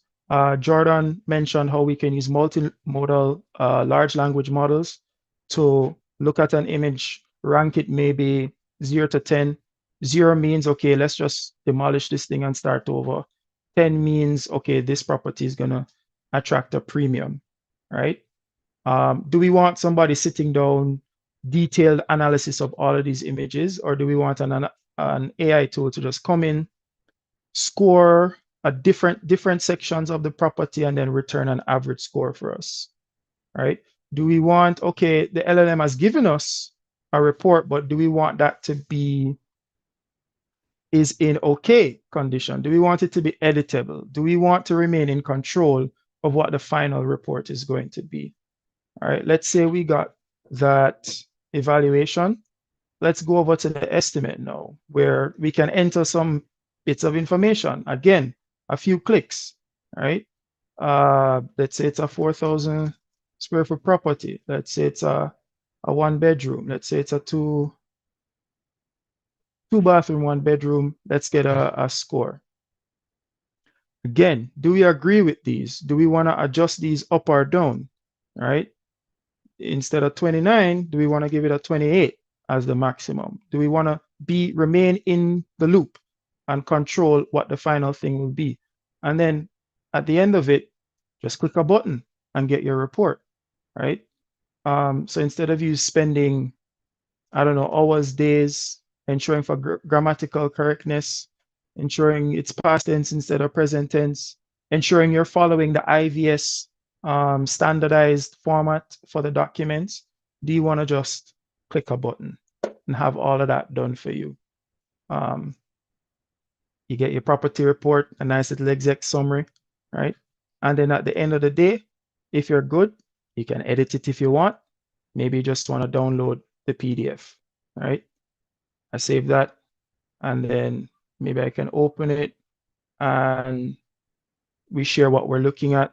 So we have a PDF with the images, with their descriptions and scores, and then we have the full document underneath all of that. Written for us by AI, but with us still in control, able to make all those changes along the way that we need, right? You cut your resource time expense down. A lot of this now, if we can start incorporating things like Google View, where we can take street views, images of around the property and use that without just getting all of these images from the comfort of our own home, right? I don't know how many of us are still working from home, but being able to get a bulk of the work, or at least the basic draft, done, few minutes, and then just going back, sharing this with the client, iterating on top of that, right? More data is available. You can help us to choose what's the right properties or what's the right fields that we can train these models on. What else do these models need to do in order to be of true value to your operations, right? You are the experts. We are just the facilitators. You tell us what you need. You tell us how we can remove some pain in the process, right? To make it faster, to make it maybe more accurate, to make it cheaper, so that you can spend time doing more for your business and for your clients. We're talking about being able to do many more evaluations at scale, right? We're talking about maybe investment companies. We're talking about banks that have these massive portfolios and they want us to finish them like yesterday. What? Let me just give them to these tools that we've developed, that we know how they work. We can stand behind them because we did the work of developing them. And because they can give you all of these reviews, all of these assessments very quick. and we just need to stay in the loop and make minor adjustments. Maybe we want to do faster appraisals for just the everyday person who wants to buy or sell, right? We can give them like a preliminary. Okay, get your preliminary done here. And if you like it, then you pay a little extra now for your expert review. I don't know how you want to do this for your business, but there are opportunities. Let's expand our horizons now. We have builders out there who may want to do market trend analysis, who may want to do post-sales insights, right? Can we supply the technology for them to make it something more like a concierge? They just come in, they do most of the data entry, most of the work in a sense. We just come in on the tail end of the project to verify and validate. Can we expand our horizons with these tools? Can we use them to increase our options for revenue stream? If these tools become something that's of value, you know what else becomes of value? The data that you have. Can we, as ALEV, create a data store? I don't know, that we can now make it very easy for others who want to build such models to access the data through us, right? We can package it, we can prepare it, we can make sure that you have all your legalities done and out of the way, and everybody who contributes to this can make a piece of the future of this technology. Again, I don't know, how do you want to do this? But how, just ensure that at some way you remain in the loop. In some way you can use this technology to improve your personal business and improve the industry on the whole. I really believe that together we can build something that enhances valuation across the country and truly positions Jamaica as a leader in this space. We will not be left behind. And that's a decision that we have to take, even starting today, right? As much as these tools maybe make us a little nervous, a little unsure, there's a way that we can do it. And as Dr. Miller mentioned, it's about educating yourself, and it's about ensuring that you are part of the process, that you speak with somebody like Jordan about how their models are being made, that you contact a company like Aon to guide them in the development of these technologies, right? In order to support your business and to support the industry on the whole. So thank you for your time. I'm excited to hear about your questions. I'm excited to hear about what you hope AI can do for you, how it can relieve some of the pain and pressure that's been happening in your companies. And I'm excited to partner with you guys, especially on the development of these tools and technologies. Thank you very much. Okay, thank you. Thank you, Doctor. Hi, good evening again, everyone. I must say technology has come a long way. As you know, with AI and valuation, it's just getting more and more interesting these days. Just to say that even though I'm in Jamaica locally, we're having some technical challenges earlier with the connection, but can you guess where Dr. Galbert is? And where is Jordan? Well, Dr. Galbraith is all the way in Japan. Yes? Yeah, that's right. It's about Okay. 10:47 a.m. here right now. Okay. And Jordan is in Colombia. Thank you, gentlemen. Thank you so much. Dr. Miller, thank you as well. It was a fulsome presentation. And just before we go into the chat and have our discussion, I just want to welcome some persons here tonight. We have members of the Land Surveyors Association of Jamaica. Thank you, gents and ladies, for joining. Dr. Tina Beale from the Real Estate Training Institute, Dr. Kinlock, Dr. Susan Winter from NHD. Thank you so much for joining us tonight. And also your team as well, Dr. Galbraith from Aon Technology Solution. Thank you guys for coming in. We also have Mr. Ryan Taylor from the Real Estate Board here with us tonight. Welcome, Mr. Taylor. And just to thank everyone from the executive of ALEVS for joining us tonight and all the attendees. Thank you all for coming out. So let's get into the chat. There are a lot of questions here, a lot of maybe a bit skeptic about the AI application to valuation. But my first question to you guys is, how familiar are you with AI-powered real estate pricing tools? And I would have another question to just say, what factor do you think most influences home prices in Jamaica? Okay. The poll is up. Could you answer, please? Okay. Not familiar, heard about it. Great. Very familiar, no, very familiar? One person so far, okay.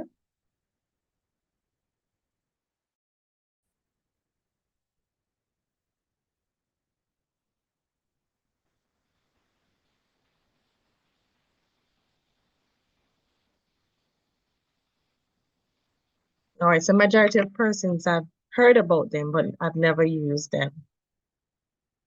Okay. All right.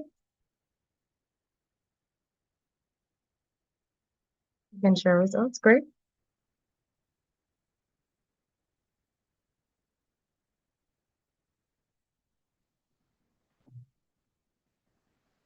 All right, so 53% persons have heard of them, but I've never used them. And I figured, are you willing to try the AI in real estate? This one allow them to talk openly. Okay. Do we want to discuss? We have a lot of time left for discussion. Okay. All right, so the mics are open. Can I speak? First of all, thank you, gentlemen and lady, for a wonderful presentation. My name is Ryan Taylor, and I must say this is a topic that I have been thinking about for some time. When I was doing my master's at UCM, I really looked at this area, and so one of the things that I was concerned about is whether this is a threat or an opportunity. Now, from your perspective, gentlemen, I know you may have touched it somewhat, and but understanding our industry a little bit more, Dr. Chana Miller, you probably can expand on that because it is a concern, because it can be a threat, but sometimes we can turn a threat into an opportunity. So I'd just like to hear your expertise on that from your knowledge of our market, because I know a few valuers may be concerned about that. Let me let the gentlemen start first. So they're gonna give us maybe all the positive. Okay.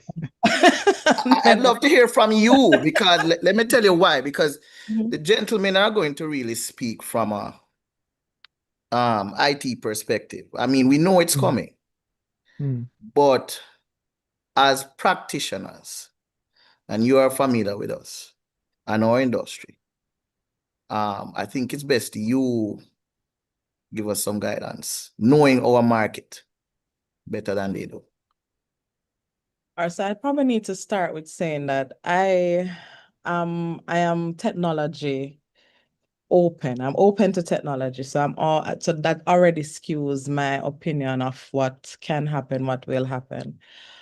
I believe that there are real threats to us, our industry, the way the market operates, largely because many of us are small players. We are very much impacted by international sources. So there are players overseas who will see Jamaica as attractive and would be willing to come into our market. So the potential for this kind of thing to impact us negatively is great. That's what I think. However, I also believe that we are uniquely positioned because of in my presentation, I spoke about the institutional realities of Jamaica. Right now, there are some limitations to our market that external players don't necessarily understand. So for now, we have this very unique knowledge base. We have this very unique database. So I've mentioned the different data sets that have come on stream. But what I did not mention, and intentionally so, was the fact that within our companies, we have some of the oldest companies represented here. We have extensive databases that have not been digitized. We have not really tapped them. So we already are ahead of the game, because in our data sets, in our reports, in all the sales that we have gathered over the years, we have all the details that the different current database owners don't necessarily have. I like that Miss Morgan put in the chat NAS. When NAS, and for those who don't NAS, I don't know what NAS stands for, somebody could help me in the chat, but the principle of NAS was that they're allocating valuations to different companies, and they were using a form report. So you are putting in information into a form and generating an output. You're linking property details to location, to quality, and to comparables, and to our own thinking. So that data set potentially can be used for something like this. But outside of that, we are ahead of the game, I believe. So for me, it's scary, like seeing when I saw Jordan. So how I found Jordan was a random LinkedIn post, and I read Jordan thing. I was like, oh my gosh, they're going to replace us with that. The thing that Rand put in the chat, that's what I thought. They're going to replace us with AI. What can I do instead? So initially, and it's still nerve-wracking. It's still kind of, it's something that you kind of have to think about it really well. But I think that if we get beyond that and start to think about how we approach it, I think we're already ahead of the game if we decide that we're going to take this on head on and take it on as a group. So yes, it's a threat, but the potential is there with what we have and what we know to take this on as a group. And why I ended my presentation on the fact that right now an AVM cannot generate a IVS compliant valuation report is that we can use that to leverage what we're doing too. So we need to kind of just take it on headways and be strategic in what we're doing and get into those niche areas. So that's my answer so far. I see questions in the chat. I think Laundry can get them.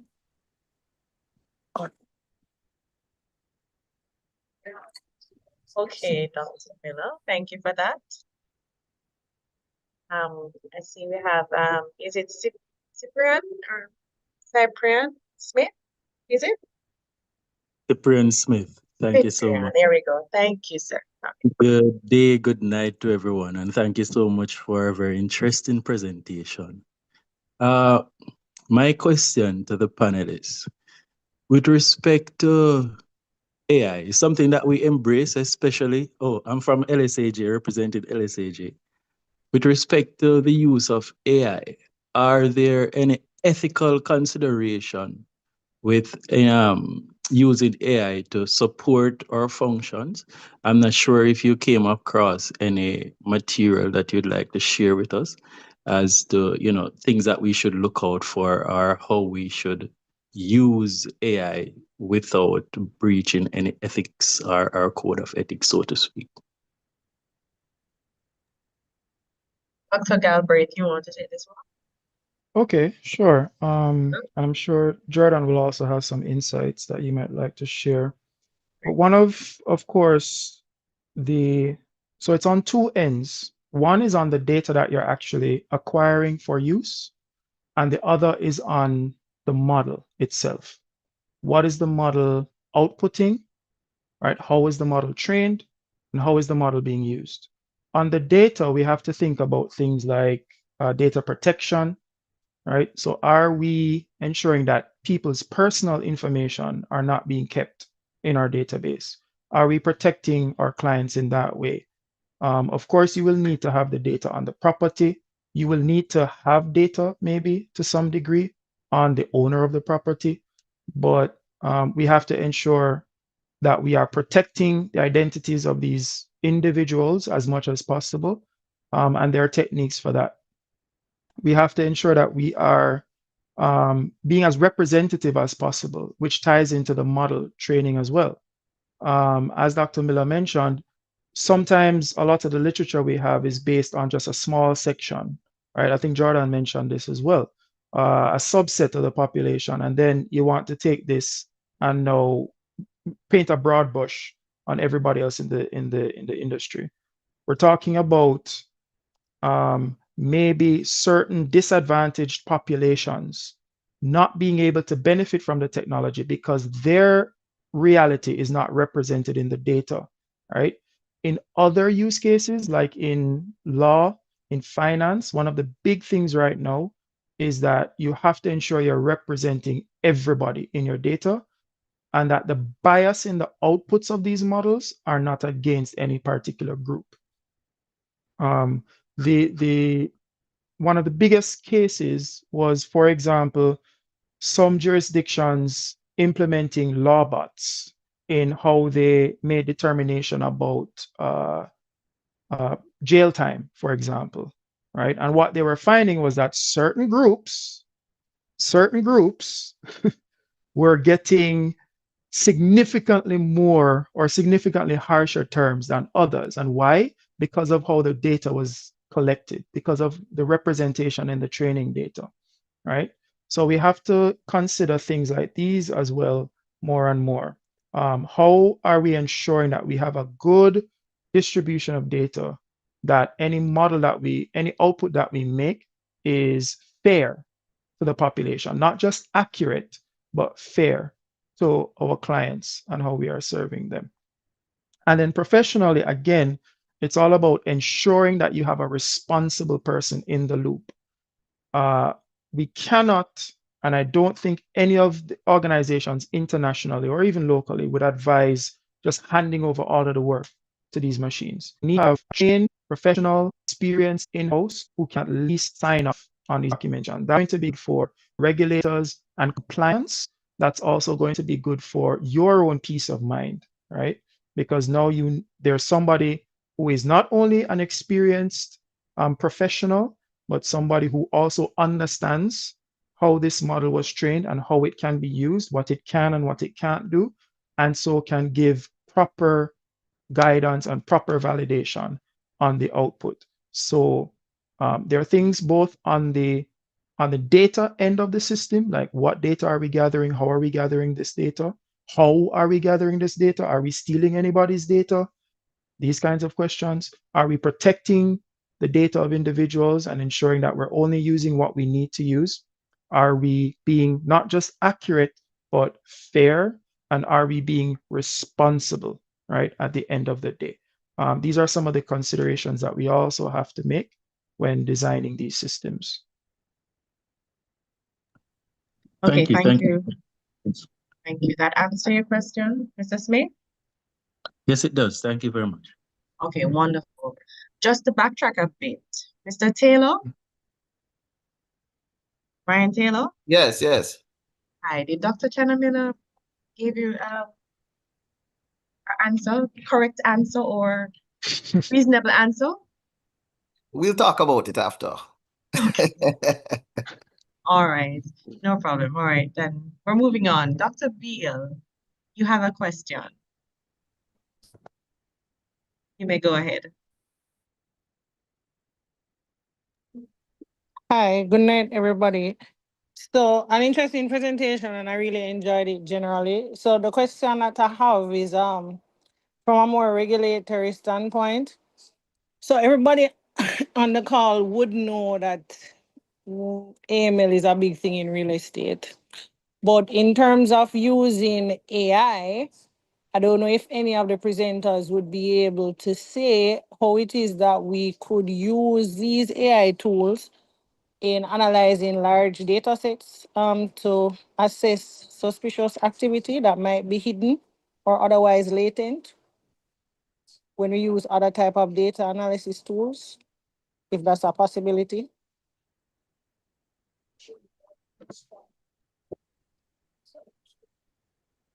Jordan? Real estate activity, Dr. Beal, or Even through, well, if it's through property prices or real estate activity, yeah. Mm, okay, let me let the data guys go first. okay. Yeah, I think Jordan should be able to give some insight here, especially on the data processing side as a data engineer himself. Yeah. Yeah, in terms of AML, I don't necessarily think that, even the more recent models, I don't think we'd have to wait for those to get more advanced because, just from working on the periphery of that, you have, trend and spike analysis. That's pretty common. You can like monitor for irregularities in the frequency of transactions, the size of transactions. I think this is a pretty standard use case for machine learning models. I've never professionally worked on them, so I can't really speak too much about that. But in terms of that being a valid use case, I can with a good amount of confidence that yes, it would be a valid use case for AI for machine learning. Just that kind of statistical analysis, taking like a bunch of transactions and like looking for irregularities. It's a pretty common use case. So I would definitely say that that is valid.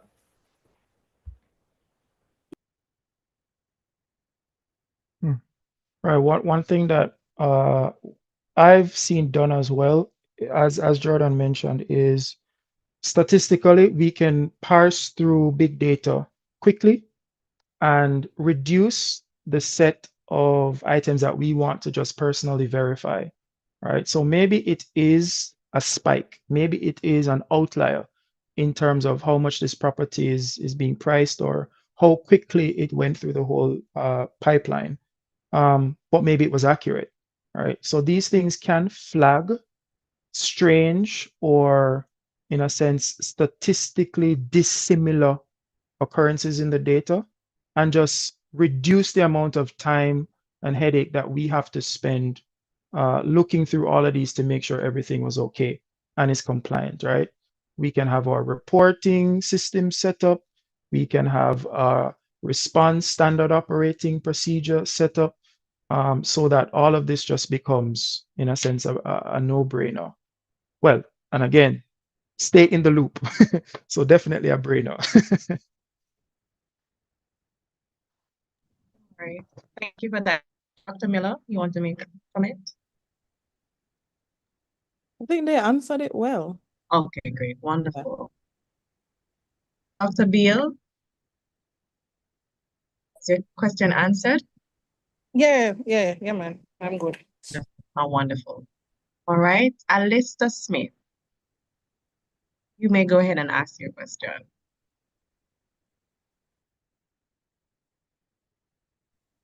Good night, good night. Excellent presentation.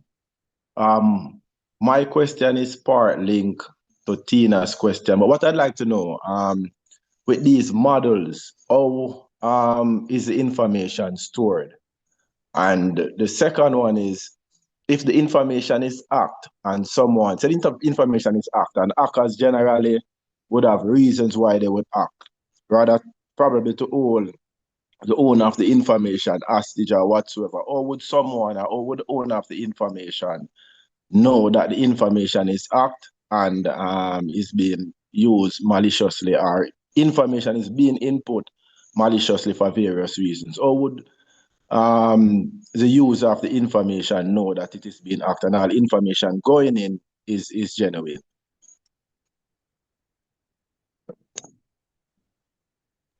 Yeah, I think as yeah. Oh, Yeah, I man, I was guess. gonna say Jordan, jump in.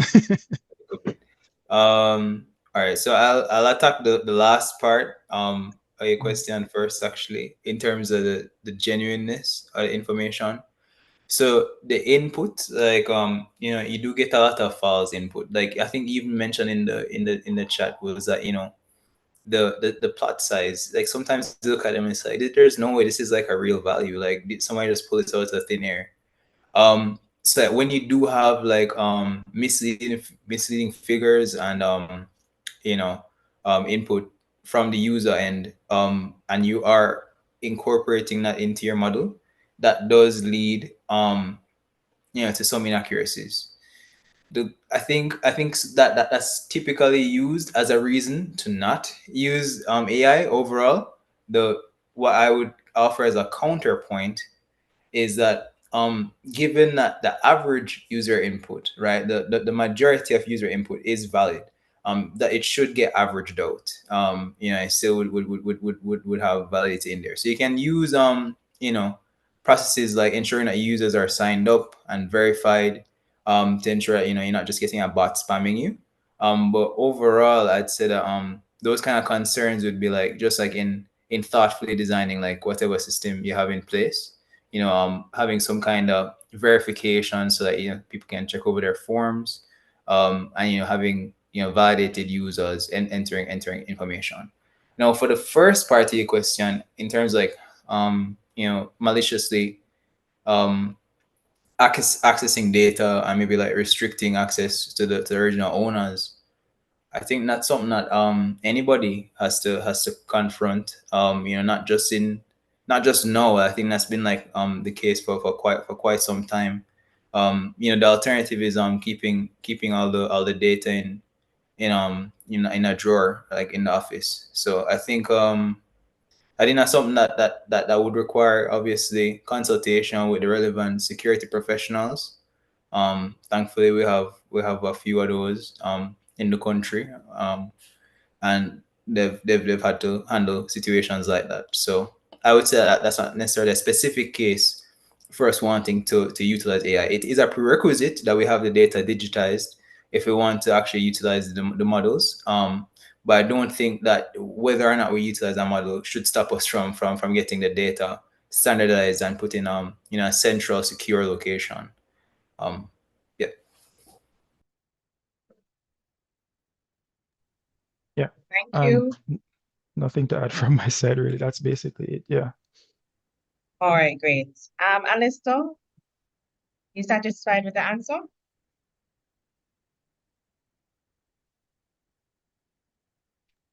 To some extent. To But some extent. All right, Can we I can can, leave. can I just add to it Okay. a little? So I'm thinking that Alistair is thinking that, if we have data, we give, let's say they're doing something for us and we give them some sales information that we make up. That's where I think you're going, Alistair, or somebody gets into wherever we have our data set and puts in a whole bunch of data that's going to skew the model and so on. That's what you're getting at, Alistair? yes, more the latter, especially a hacker getting into the data set, corrupting the Okay. data. How would you easily Mhm. pick it? It's just like a valuer. If you would see some transaction that kind of rule it out because it's probably too high or too low. But with the data set and you input in that data, you would gain a lot of confidence in the model, and you would probably now think that the model is close to perfection, not know that there's a bug or some form of, I don't know what the correct term is in the Okay. model. How would you easily pick up such? Yeah. Okay. So I can actually speak to that part a bit more in detail if you want some kind of insight. So in like a professional like or enterprise data pipeline, um you you typically don't have a user directly entering data into whatever your model is like being trained on. That's like your training data, and you have your validation data. There are multiple steps between like user input and like whatever like a model is consuming. If you're using a tool like, for example, Databricks. I use Databricks. I'll give that as an example, which is just like a platform to process data in large volume.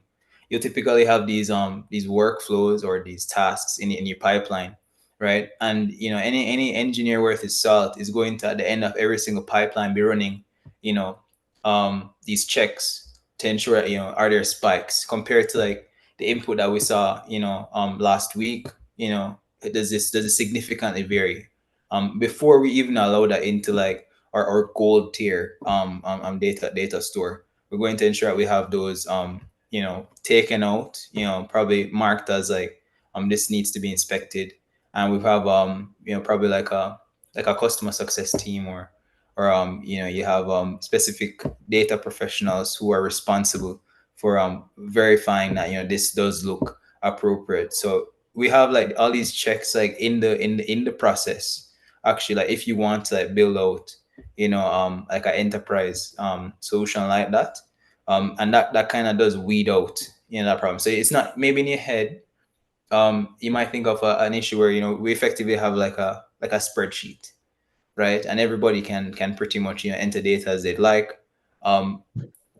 Whereas a more representative solution would not look like that. You have multiple files stored like partitioned separately, and you have a pretty restrictive set of conditions that need to be met for us to introduce new data into that final data repository. All right. And I And wanted to add, Oh, before you go on, Elroy, okay. I was reading Mhm. up a case the other day where somebody published something and they tweaked the data to get the output that they wanted to do.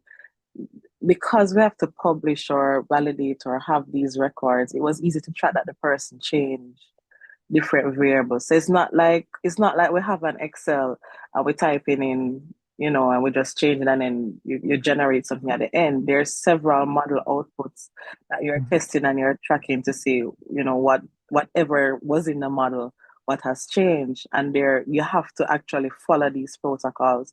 So it's not so easy as we think. It wouldn't be that easy for something like that to happen. And if you're doing that as a group, you'd have put that in place before so that you're able to check and have your checks and balances in there. Yeah, so I could actually give an example of how Aon Technology does this. So in our company, as Jordan mentioned, first thing we have, everything is divided into stages, right? Think of it as buckets. You have one bucket that just maybe holds all the data, and there's a specific purpose for that. There's a second bucket now, and this is the data that we'll train the model on. We don't just indiscriminately move data across. Before data goes into the bucket for training the model, we actually have a dashboard that does the analysis of the data that we have. Does this new bit of data seem to align with everything else that we have?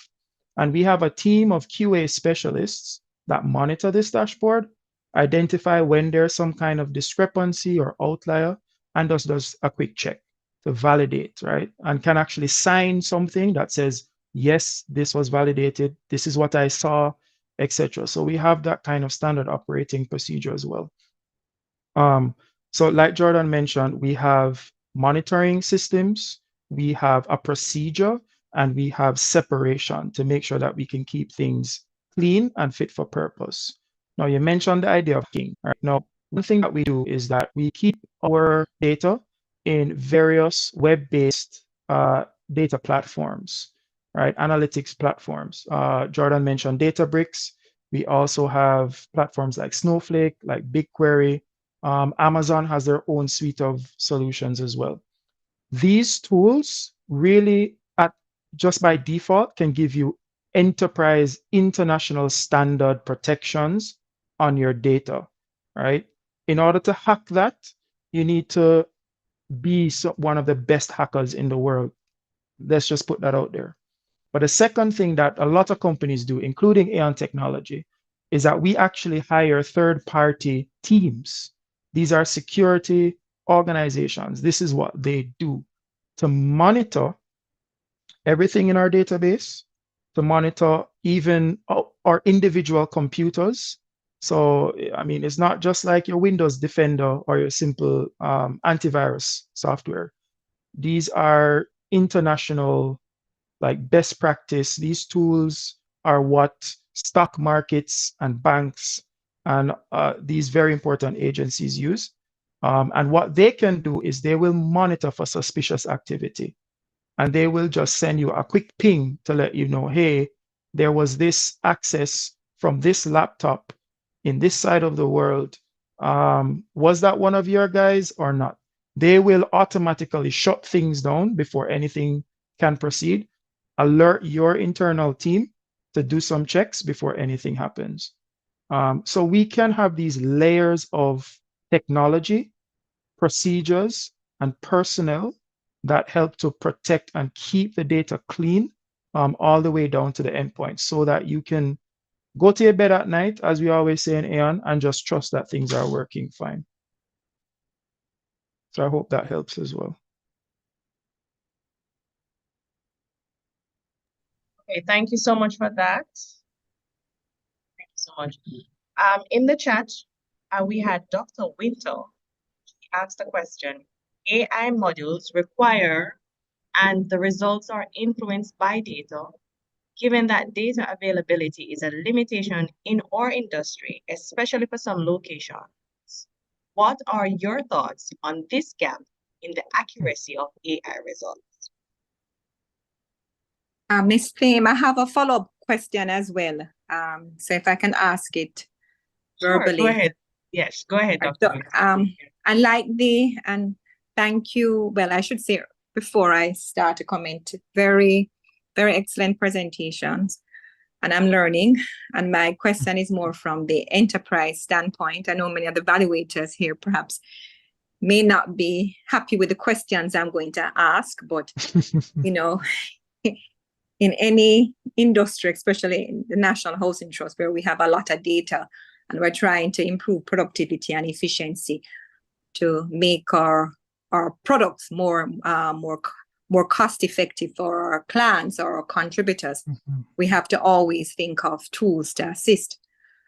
So the two last presenters spoke about AI and the various models, and I'm more interested in it from the enterprise standpoint. At the NHD, where our database is somewhat, I would say, limited, and the updating of the database is also a function of the new clients coming on. And the question I posed earlier regarding data gaps is how can we, and I think you kind of answered some of that when you spoke about the training of the data, how can we ensure that, how can we, for one, develop our own AI valuation model? And how can we train it to facilitate other clienteles that perhaps our database would not include? And can the model, let me say, be designed to identify, let's say, circumstances where a professional evaluator is perhaps necessary for maybe validation?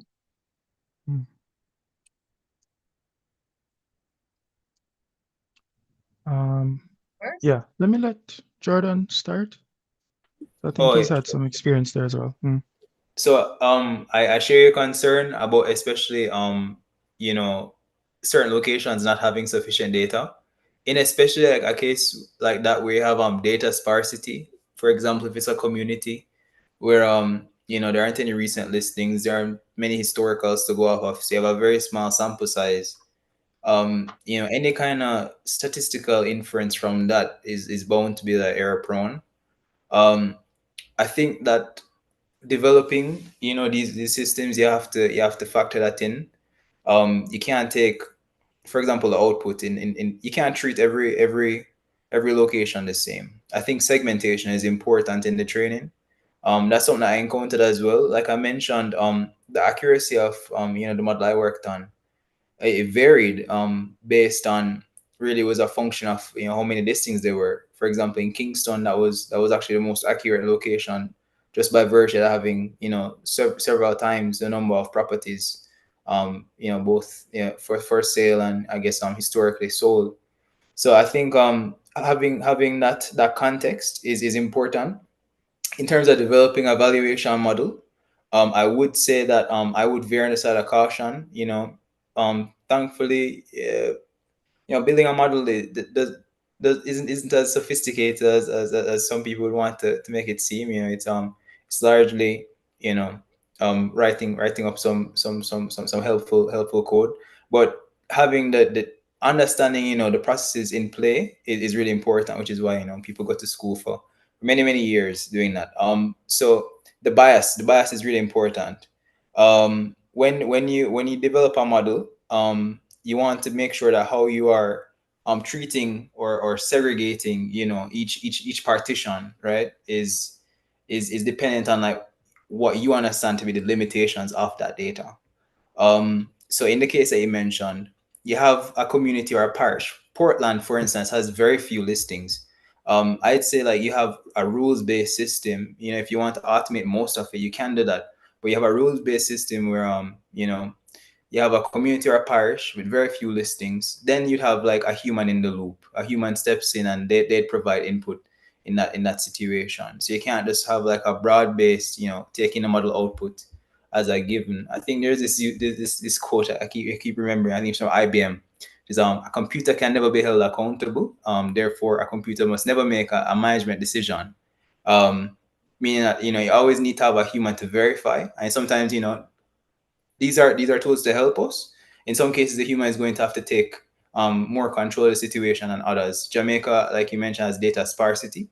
In some cases, we can lean more on the AI than other times. So I hope that kind of helps.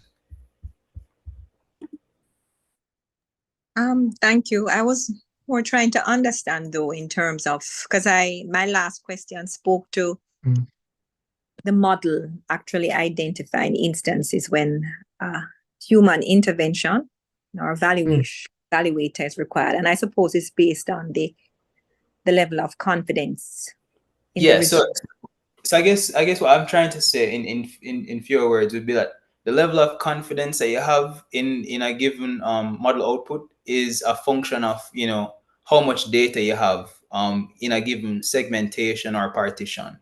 So automating our process of determining like we have n rows or 1,000 versus, you know, only 100 or 50 rows of data to go off of in this scenario or for this community or this parish, you know, then we know that we can determine whether or not a evaluator needs to step in like as a manual step.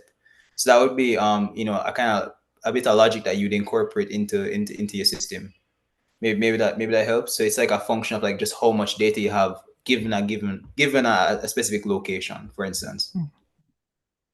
Right. And on top of that, we also have on top of that, we also have confidence metrics and accuracy metrics that these models can return. So you can theoretically design a system where the model not only returns its estimates or its suggestions, but also returns a confidence interval to say, this is where I think I fall, this is how accurate I think I am. And then what the system will do is, if that confidence level is too high or too low, or if the output seems to, you know, pass some sort of threshold that you establish for your use case, then it sends a message to somebody, hey, I've given this result, but please double check because yeah, I don't really know, you know, how confident it is. So we can do that with multimodal LLMs. We can do that with machine learning algorithms as well. And as Jordan mentioned, it's also about the process and the people, right? Ensure that you have procedures and just standard operating procedures in play that say this is the kind of decision we make in these kinds of situations, right? And these are the persons who need to be responsible for that. We can design these models. You have experts like on our team and Jordan who can design these models and can design these outputs in such a way that you have that level of confidence interval. You can measure that, right? And get a number, for example. And then you just have to say, okay, if the number is this, then we need to send it to somebody. But if the number is below that, we can let it pass. Yeah. Hey, Elroy, if I may quickly. Okay, great. Sorry. So Nick is a member of the Aon team, so he's gonna just add to what Elroy Thank you, just Nick. Go said. ahead.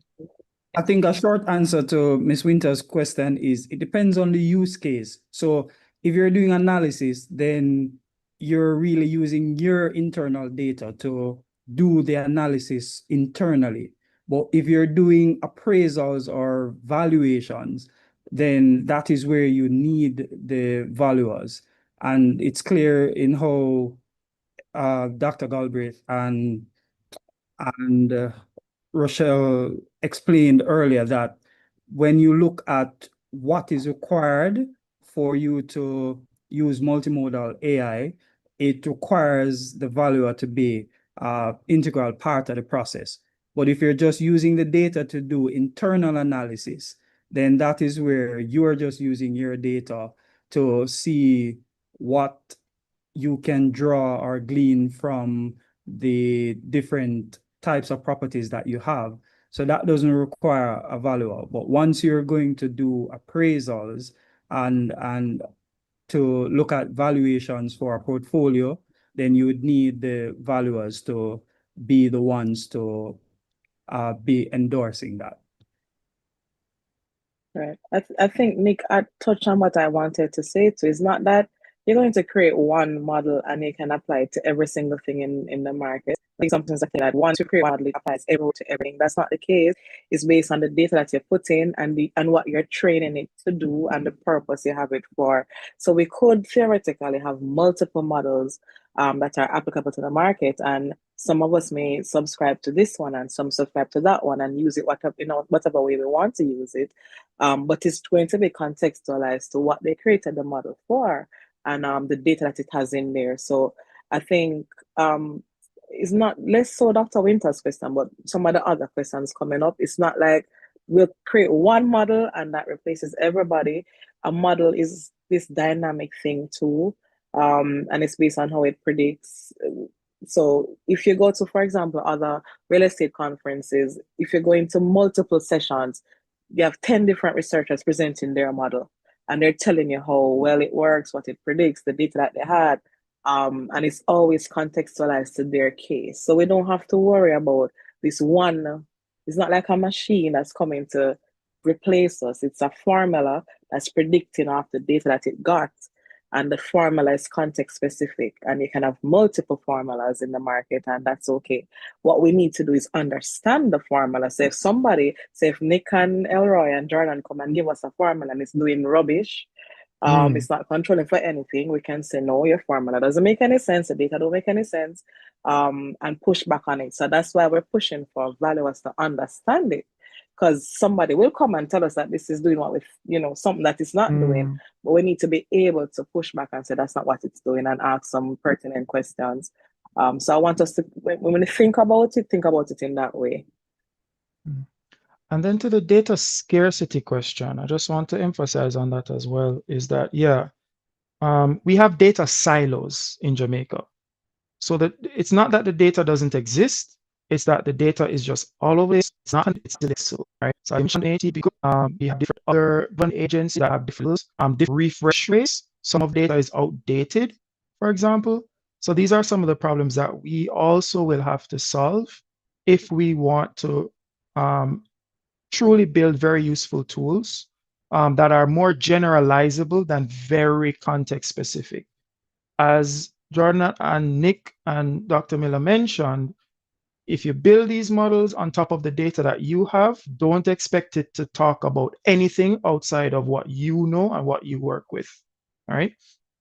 But if we as an industry want to have these things available, we have to think about a way, some sort of platform, some sort of data store, some sort of agreements that we can set up, right? That will make the base data available to everybody to some degree, maybe at a cost or something, so that people can then go and take it and build their value added on top of that. One of the things we love to encourage here at Aon is that kind of partnership, right? Where we get the base together and everybody can contribute and be a part of the base. And then you can build your different value adds on top of that, right? So that you still maintain your strategic benefit and advantage within your marketplace, right? So that is also something that we need to keep in mind, is how do we break down these data silos so that the data that is there can actually be aggregated well enough to really support the different models and different systems that we will need to do our jobs better and more lucratively. Okay, thank you all for that. Dr. Winter, were your question answered? Or do we need a follow-up? No, I got fulsome responses, I think, from the three presenters. And I'm happy Nick also chime in to give the contextual aspect, to be clear as to the objective of the valuation report, and to bear that in mind when you're doing any AI valuation model. So thank you. Okay, wonderful. All right, just to note, is Mr. Donovan Aiden online?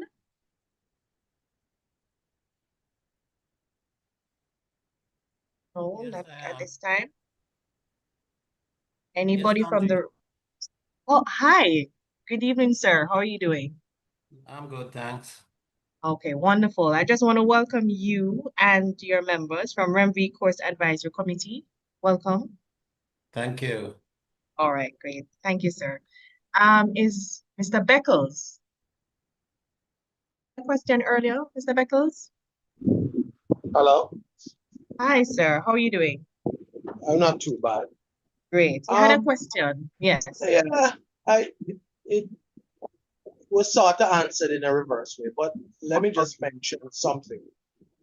At the stage at which the industry is in Jamaica, I think AI would be very good in helping us to use our time better, as one of the presenters said. You get organized and prepare and sort out the weeds. However, Jamaican, especially the residential real estate market, has so much more variation than most countries. Certainly more.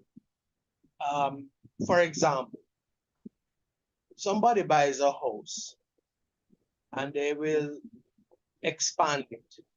They have stuff just coming out of the ground.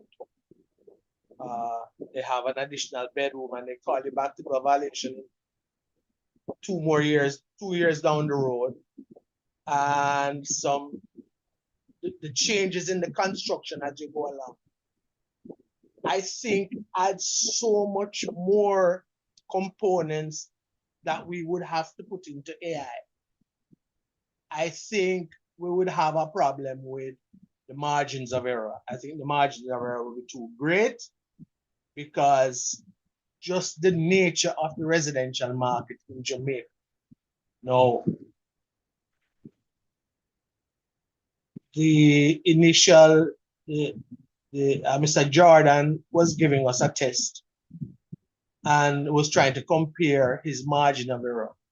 If I do a valuation, I would like to ensure, and I try to ensure, that out of 100 valuations that I do, I should be plus or minus 2.5% to 3% of what the real value is. And I'm not so sure that we're ready to go full-throated with AI to try and push it too fast in helping us with the fundamental decision making for valuations. That's one thing. The second thing, and I'll end here.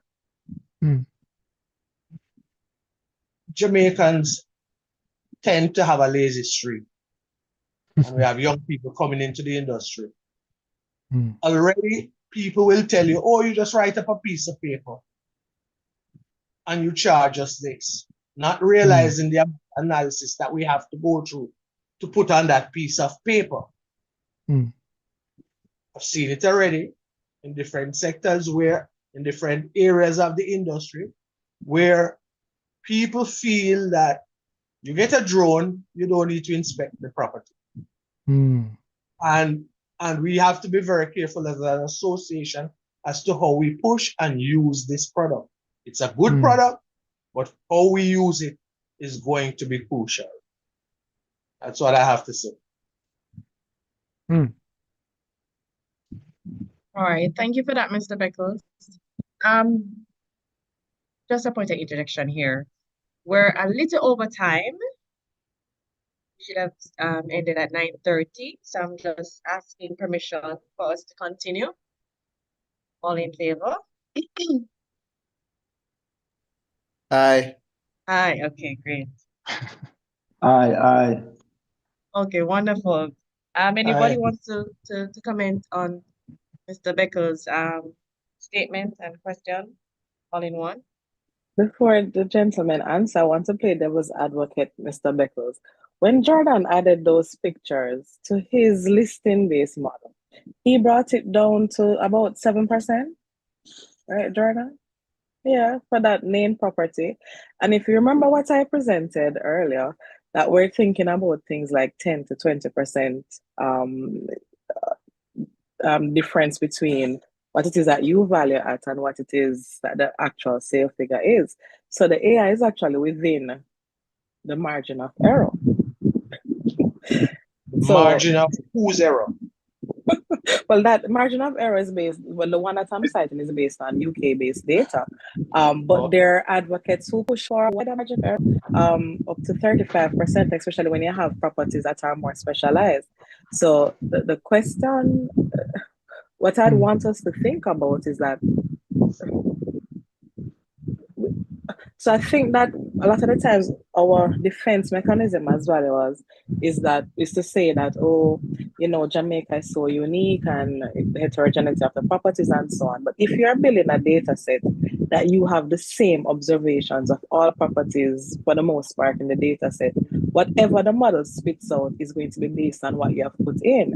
So even if we're controlling for differences in whatever we said that, you know, the market is so different, the model is also controlling for that. And if the model is doing that, and if we add on to it now something where we're training the pictures to reflect our own thinking, then you're reducing some of these errors. So yeah, okay. I think we can get over that. What I agree with is that some persons are going to interpret this as, you know, replacing, we don't have to do any work. But there has to be work going into the quality of the data that you're putting into it. And then when you get the output, what to use that output to do. And, you know, there's always going to be somebody who wants to corrupt the system. Right now, there are persons who are using ChatGPT to do all their work. They don't read it. They just submit a totally AI-generated document with no thinking. So we'd have to put in the rules in place to control for that, I believe. Okay, but you know, I'm not defensive about. Oh no, I'm just saying sometimes we move too fast in an imperfect we agree. system. And you want to ensure that there are controls. And I just mentioned one more component of a house.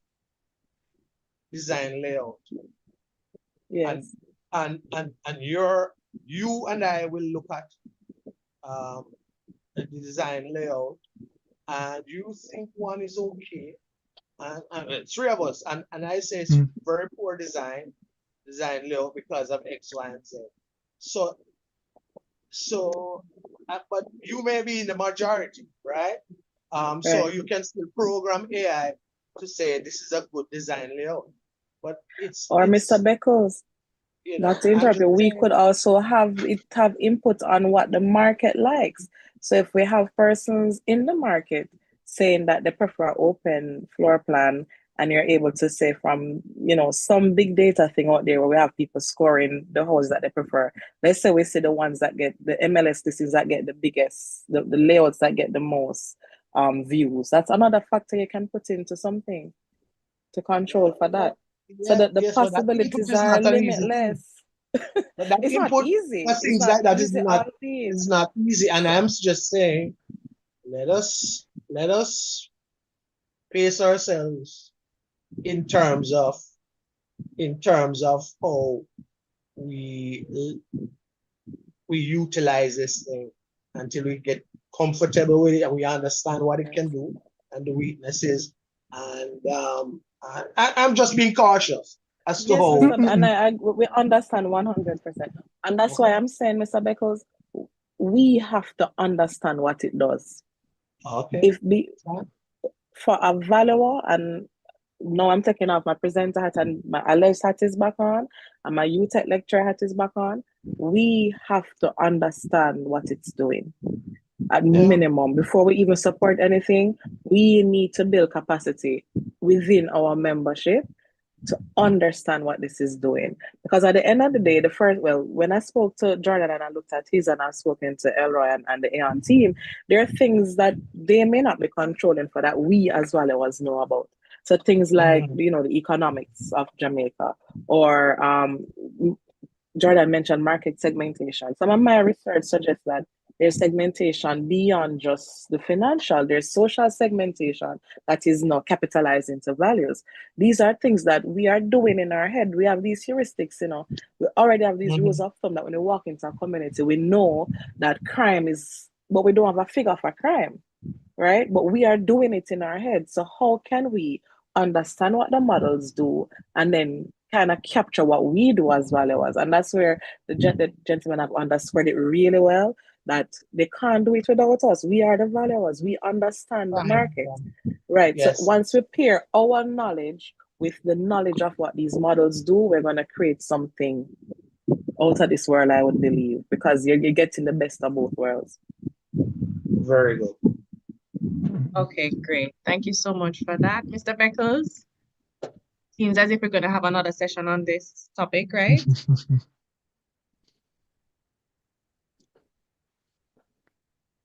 Okay. All right. Andrew Miller, you had your hand up. What's your question, please?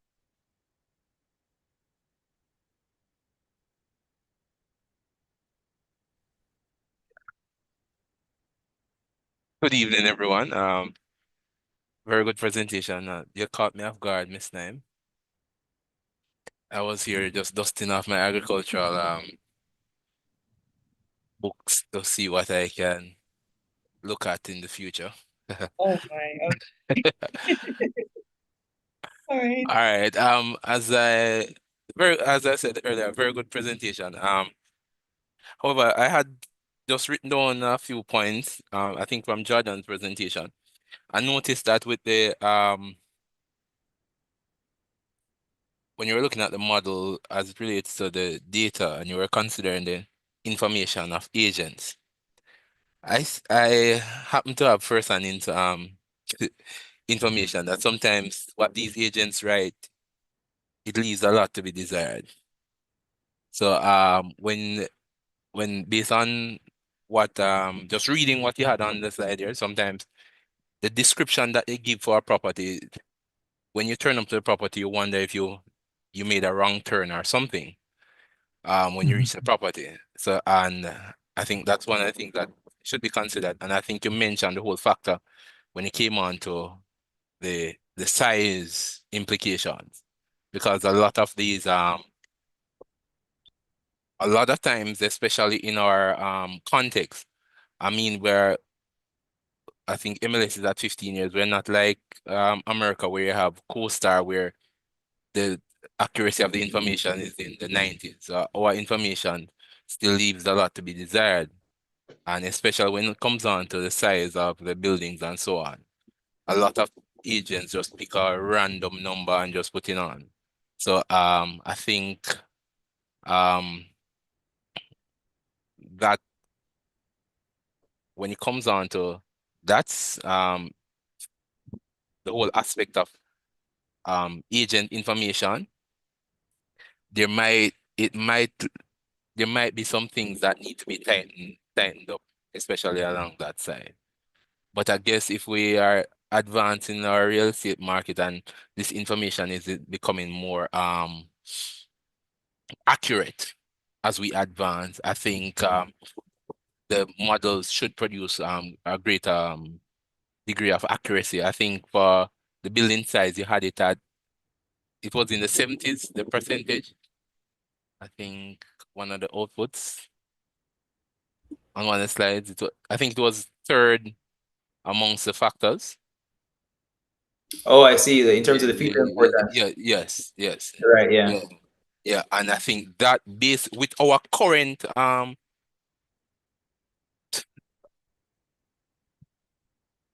situation where it relates, I think I could safely say more than 50% of what you're going to see online as listings, the sizes are wrong from experience. And Jordan, that's even for apartments. Yeah. Mm-mm-mm. A lot of them don't know where to get this apartment information. Yeah, apartments especially, actually. Apartments are probably the worst offenders. I've seen that. A lot of times the lot size on them is just completely like fictional. Mm-hmm. It's not accurate whatever. Um, I'm not sure if you finished your question, Andrew. No, I was just saying that as for us, I think with greater degree of accuracy in terms of information, you might something like building size may have a greater degree in terms of predictability when you are able to get that closer to the line of basic in terms of your how accurate information is supposed to be. But all in all, good.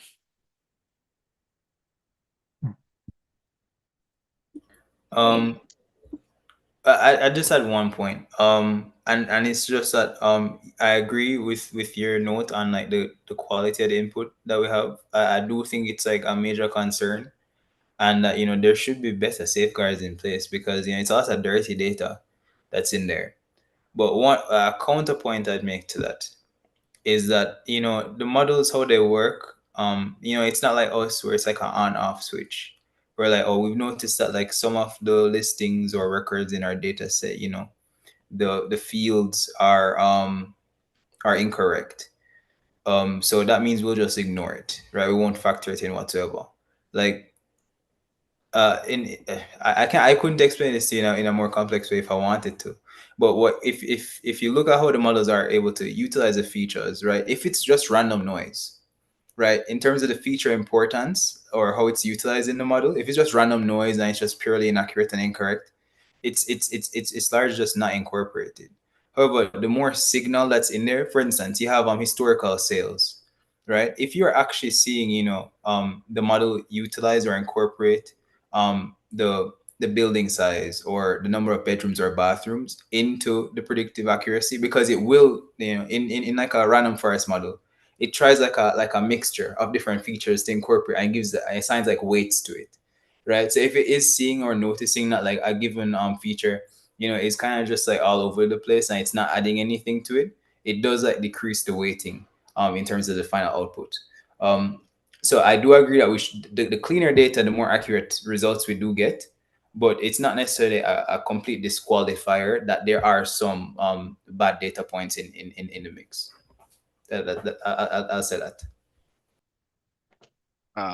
Yes, and also I wanted to just ask, in terms of the evidence that in terms of I think for the incomplete house in St. Elizabeth, that caught my attention. I work out at St. Elizabeth, so it was pretty interesting. I know the property very well. Um, uh, is it was it a average output that we were given? An average of the findings that you had? The value that it came out with, was it an average? If it was an average. Or a median value?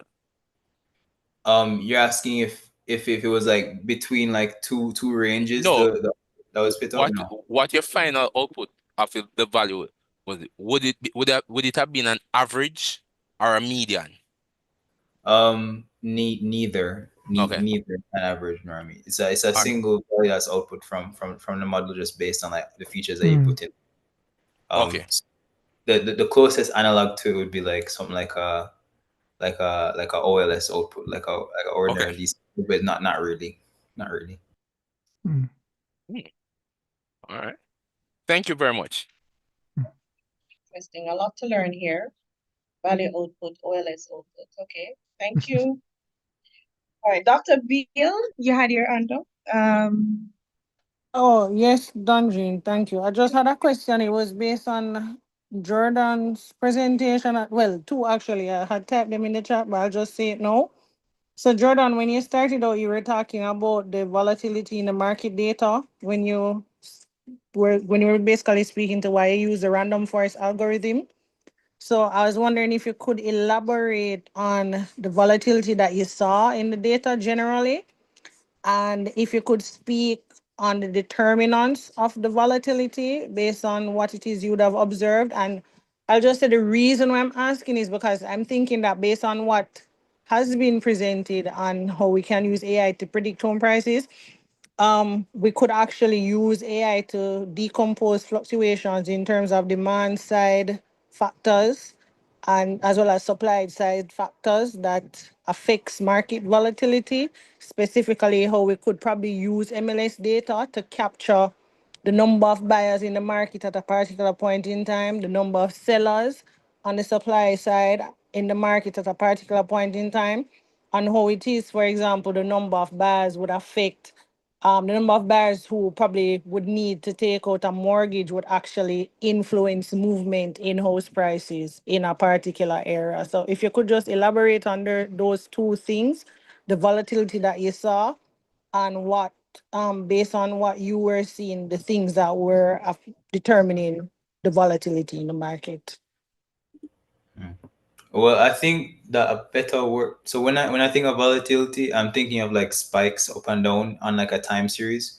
But what I think the point I made in the first couple slides was more in terms of like high variability in the types of listings and the prices and that kind of thing.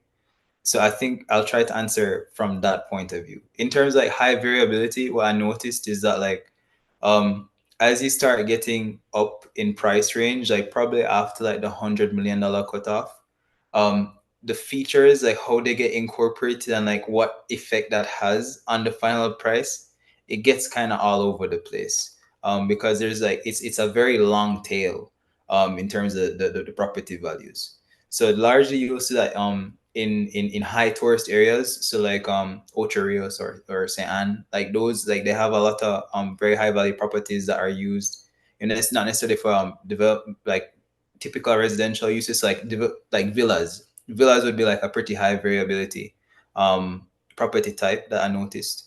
Also just like in situations where you have a specific location with very few listings there, that would also have impacted the variability.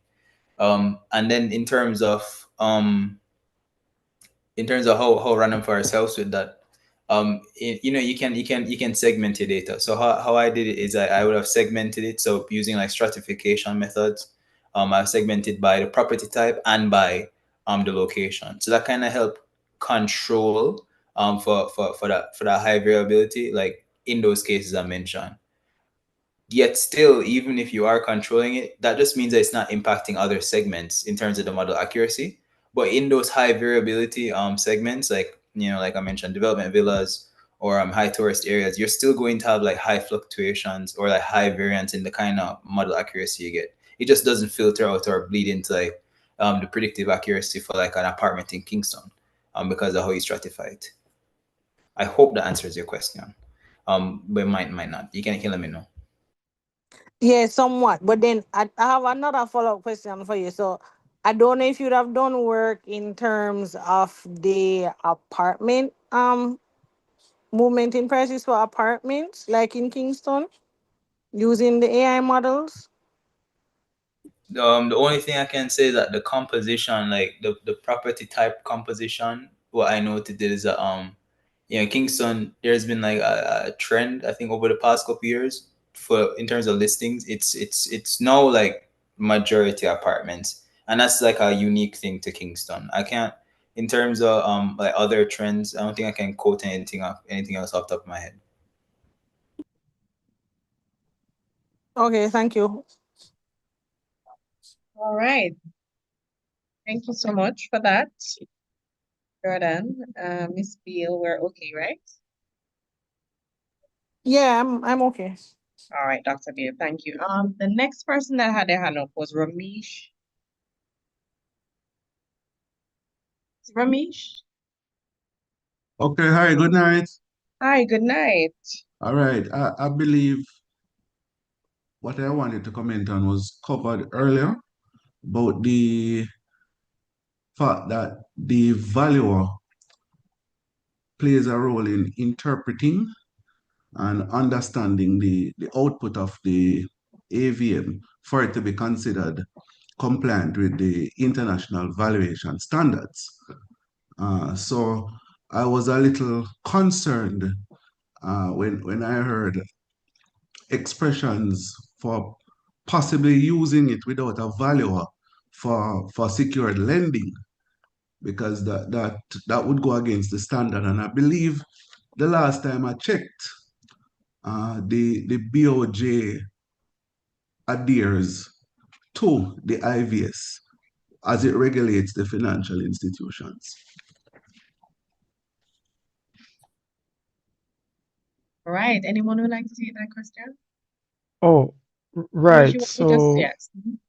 maybe that was related to something I had shared, but right, you're definitely right. We can't just apply the technology indiscriminately. We do have to apply it within context of regulations and rules.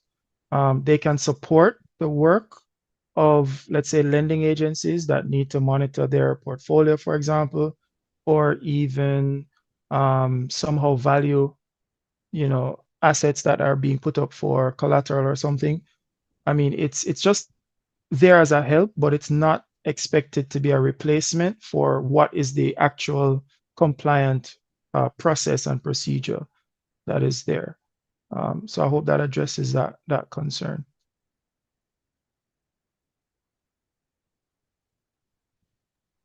I think I missed something that Ramesh said, but I would.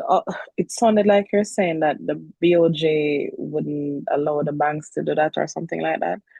But the flip side is that we're a market that is susceptible to external forces, and other lending institutions elsewhere are using these models as part of their, risk assessment mechanisms and so on.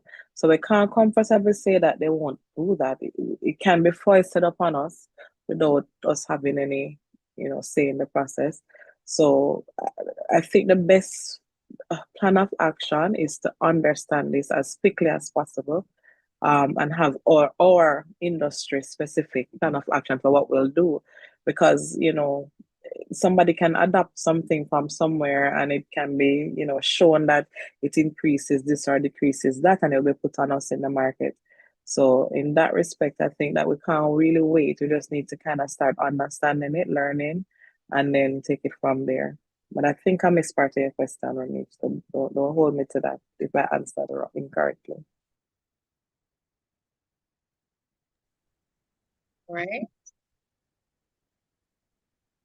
Ramesh, you're okay? Yes, yes. Thank you. Wonderful, wonderful, wonderful. Alistair Smith, you had your hand. Oh, still have your hand up. Yes, What's your no, question? it's a new question. I recently put it up, and it's a good thing that we're on borrowed time. So this will be my last question.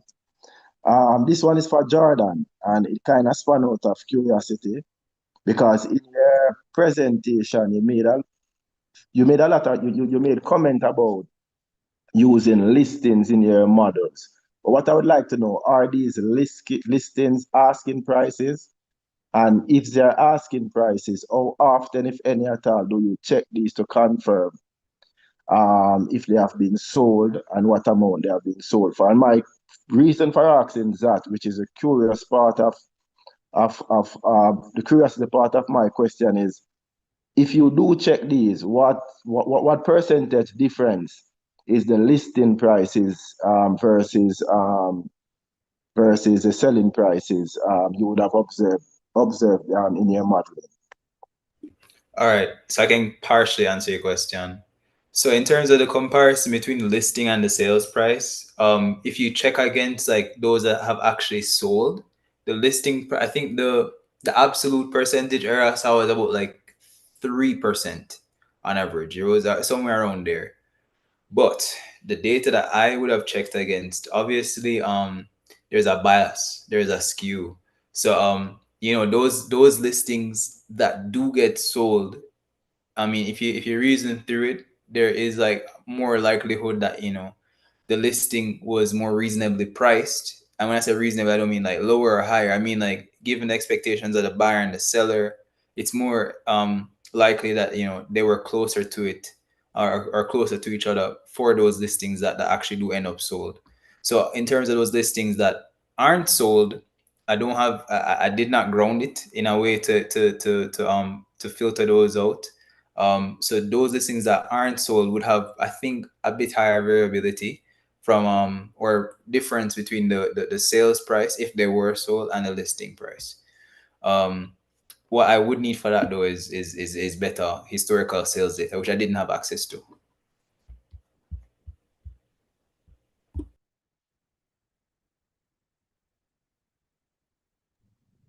Okay, thank you. Okay. Thank you. Thank you. Okay, great. Anthony Peart, you had a question.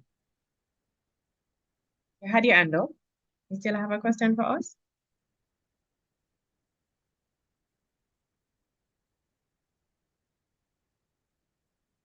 Anthony? He's no longer in the meeting. Okay. All right.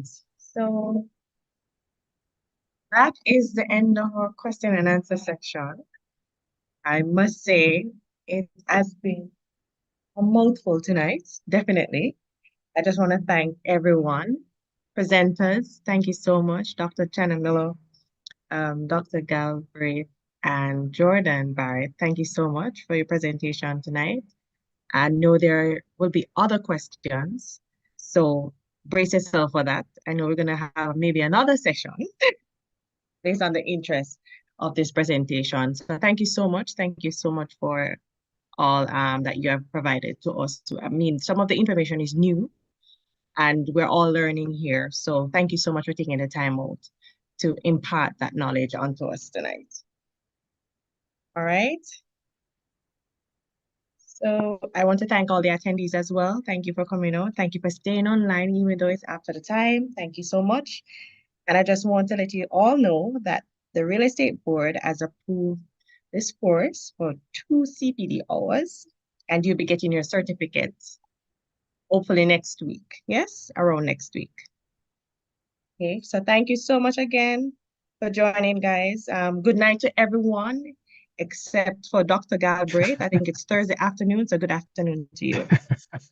Thank you very much. All right, thank you. So that's the end of the presentation. Have a good night, everyone. Thank you. Night, night. Yes. A good night. Yes.